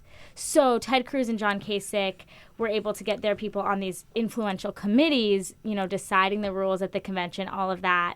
Donald Trump has accused them of teaming up against him. We're not sure what happened there, but that's kind of where Kasich is saying, it's all about the delegates. We're doing really good. He's talking about Michigan. Mm-hmm. Yeah.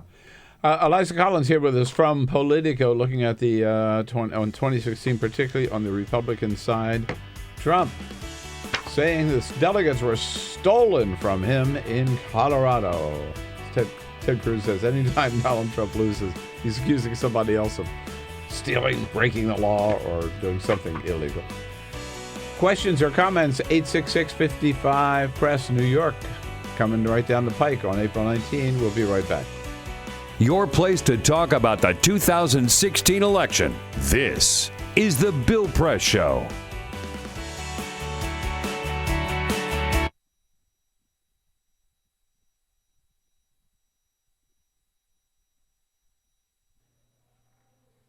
It occurred to me tonight, for the first time, that the long-winged insect that over and over again rams its body into the wood of my front door might not know what he's doing. He might not have a plan. Maybe that's just how he flies, and that is where the door is. And I remember you. The last time I saw you, a few weeks before we would graduate from high school, and a few days before you let a bullet dissolve on your tongue, dancing in a warehouse rave, sweat-drenched and strobe light battered, thrashing your arms back and thrusting them forward. The floor could get so bright and loud, we all slowed down to be more careful, but you kept dancing full sprint tornado, and sometimes you'd spin full weight into a wall and just spread your arms against it and sway back and forth like a lover reunited. This long-winged insect is not trying to get into the house. It doesn't know there is a house. Can't imagine a life beyond that door. All it can see is the light. You and I were both 17 when you died. And ever since then, I have envied you. How you are remembered for towering, unclaimed potential instead of living to look regret in the face. You didn't have to come home 3 weeks later and explain to your little brother why you took too much medicine.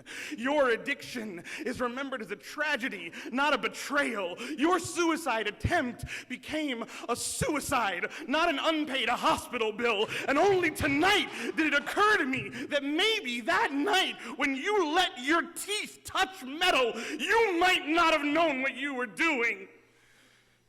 You might not have had a plan. Maybe you had hit that door so many times you couldn't imagine it might let you through. I'm still ashamed to admit it, but I have always secretly believed you did it for me, that you wanted to show me that there is a way out of all of this. Not so that I would follow you, but so I would understand that every day that I am alive is a day that I choose to be alive. And when the music stops, you still get to keep on dancing. And when the light is so bright it blinds, you can dance with your eyes closed. And if in that dark you come up against a wall, you keep your arms out wide and you dance with the wall.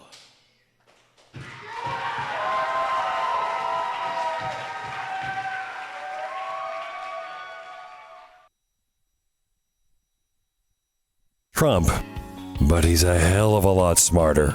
This is your progressive headquarters for the 2016 election, The Bill Press Show. And better looking too. 12 minutes before the top of the hour here on The Bill Press Show. Eliza Collins with us from Politico. Before we move on to the Democrats, Eliza, last Sunday it just seemed so quiet around them. We were wondering why, and then we realized there was no Donald Trump on any one of the Sunday shows. The first time in over 4 months he has not either appeared in person or by phone. What's going on? We're not really sure. He was relatively quiet for Trump this weekend. He did actually have a rally and did a few smaller interviews, but he did not. But again, no media, no Sunday shows, which is huge. Spring break. Spring break. Well, is he trying to retool? Is he just? Well, one would hope that sometimes he would take some time to reflect on what's going on, and maybe his campaign needs a little, Well, and I think you're giving him a lot of credit for his strategy. a little. He might just be tired. Yeah. A little fix, I think maybe it's the time. I mean, he's doing really well in New York, so if he's going to take a few days, it's there. And he had a rough couple weeks, so maybe he is retooling or resting or whatever. But I think he's doing so well in New York that it might be a kind of a strategic moment to take a pause. Okay, so if the New York 1 poll shows Donald Trump with like a 50-point lead over John Kasich or Ted Cruz, the same poll shows Hillary Clinton with either 12 or 14-point lead over Bernie Sanders at this point with a week to go. It's a week from today. Bernie could make up 12 points in a week, couldn't he? He could make up 12 weeks, and he is on the ground. I think today he has I don't know the exact number, but multiple rallies. He did 5 yesterday. Yeah, 5. and he's bringing out all of the celebrities. Yeah. I saw the list. It's like every celebrity ever. And they're, and he's in the city really reaching out to that younger base. So he could make it up. Right. We've seen him do it before. I mean, we've seen him make up that ground. He certainly has time to build on what he's got started in New York. Michigan, Colorado. Yeah. Everybody said, no, Hillary's got it way. And even Iowa, and he lost by 0.2%, right? And momentum, by the way. He's won the last 7. No, 8. 8 out of last 8. Yeah, okay, all right. 8 out of the last 9. Right. Okay. But for Hillary Clinton, she cannot afford to lose New York, correct? She cannot lose. I mean, she was a senator from New York, and she's got I mean, like you just said, Bernie Sanders has won 8. She's got to start winning again. Yes. Yeah, she has to win again. And so she's going all out. And who would have thought, I mean, certainly she didn't think when she started this that she would end up fighting for her life in her home state of New York. No, and you're seeing this tension. I think that the Clinton campaign is like, okay, we were not ready for this. It's been long enough. It's getting nastier between Hillary Clinton and Bernie Sanders. Yeah, not as nasty. Not as nasty as the Republican side. Right. But nasty for them. Right. But so what I wonder is when will people start to realize, I find the media generally, and I'm a Sanders supporter, discount Bernie's success. And you always hear, well, he still can't win. The math is still against him, and Hillary's still going to be the nominee. But if Bernie were to drop out right now, right, there's still, it seems to me, a fundamental problem with the Clinton campaign is that they're not getting young voters. They're not getting anybody under 30, right? Right. And they're not getting working class Americans. I mean, there's a problem with outreach to the Clinton campaign. With or without Bernie, they got to fix. And there was a poll yesterday, I think it was an NBC poll, that found that in New York, 30% of Sanders supporters would not support Hillary Clinton in the general election. And it was 15% of hers would not support Bernie Sanders. So that's a significant number. I mean, that's 1/3 of the people. So yeah. And you're seeing I question that number, to tell the truth, because, if it's Hillary versus Donald Trump or Ted Cruz, I mean, come on, they're not going to, yeah. I mean. Right. But there is a problem with their outreach if these people are saying that. It's the enthusiasm gap, right, that people talk about. There's no doubt the energy, the enthusiasm, the momentum right now is with Bernie. Definitely with him. Yeah. Yeah. So what can Hillary do to get that going? I mean, you either have it or you don't, I guess. Right. I mean, I think you're seeing her definitely when she talks about it, and she kind of talks about like the general. She says things like, I got out and I made sure my supporters got behind Obama. She's definitely kind of making this play like, if it's me, time to get behind me. But I haven't seen a real shift in her outreach to young people, or she's not like suddenly having these giant rallies or anything like that. I've got the answer. Let's send Bill Clinton out. Yeah. What could possibly go wrong with that? Right. Nothing. Absolutely nothing. All right. Well, Eliza, the fun continues. We got a couple of months to go, believe it or not. All right. I know. For the primaries till June 7th. Thanks so much for coming in today. Thanks Great for to see you. having me. Politico.com. That's where you find her. I'll be right back with today's Party Shop. On your radio, on TV, and online. This is The Bill Press Show.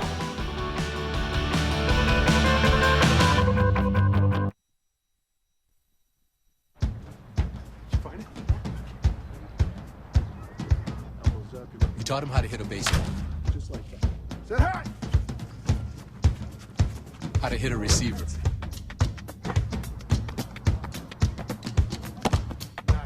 The strike zone. The net. You taught him how to hit the upper corner.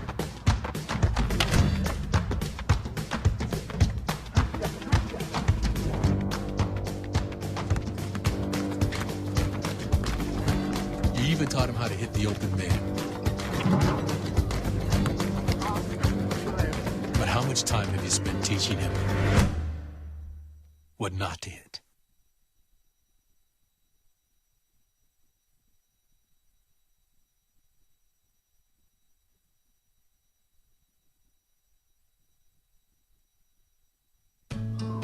You wouldn't let money just blow out of your house. So when your AC or heater is on, make sure the doors, windows, and fireplace flue are shut tight. If you're headed out, turn down the AC or lower the heat by 10 degrees. And always keep your water heater set at 120. A little bit of common sense goes a long way. Get more great tips at energysaver.gov. So, I'm kind of new here, but I've noticed a trend.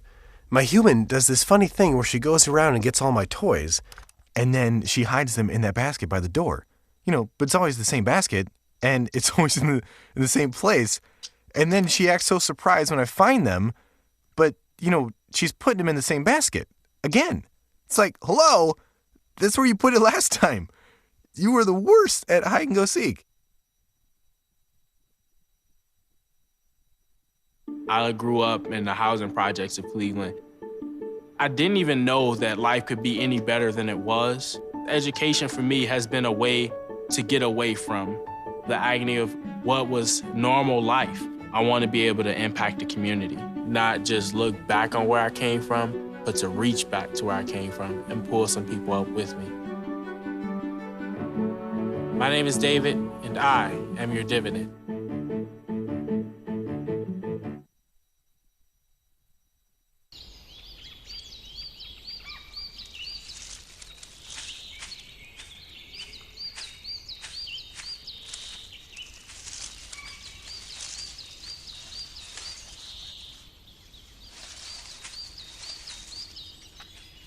At Earth Justice, we defend the environment in the courtroom. Join our fight. When you take a seat, you take a stand. Earth Justice, because the Earth needs a good lawyer.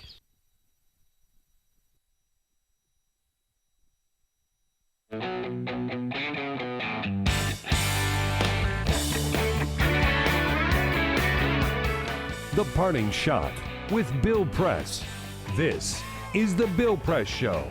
Yep, 8 years later, Goldman Sachs has finally admitted they were selling worthless securities, which led directly to the crash of 2008, and they've agreed to pay a fine of $5.1 billion. That's on top of other fines paid by other Wall Street firms, all of whom also admitted to selling worthless securities.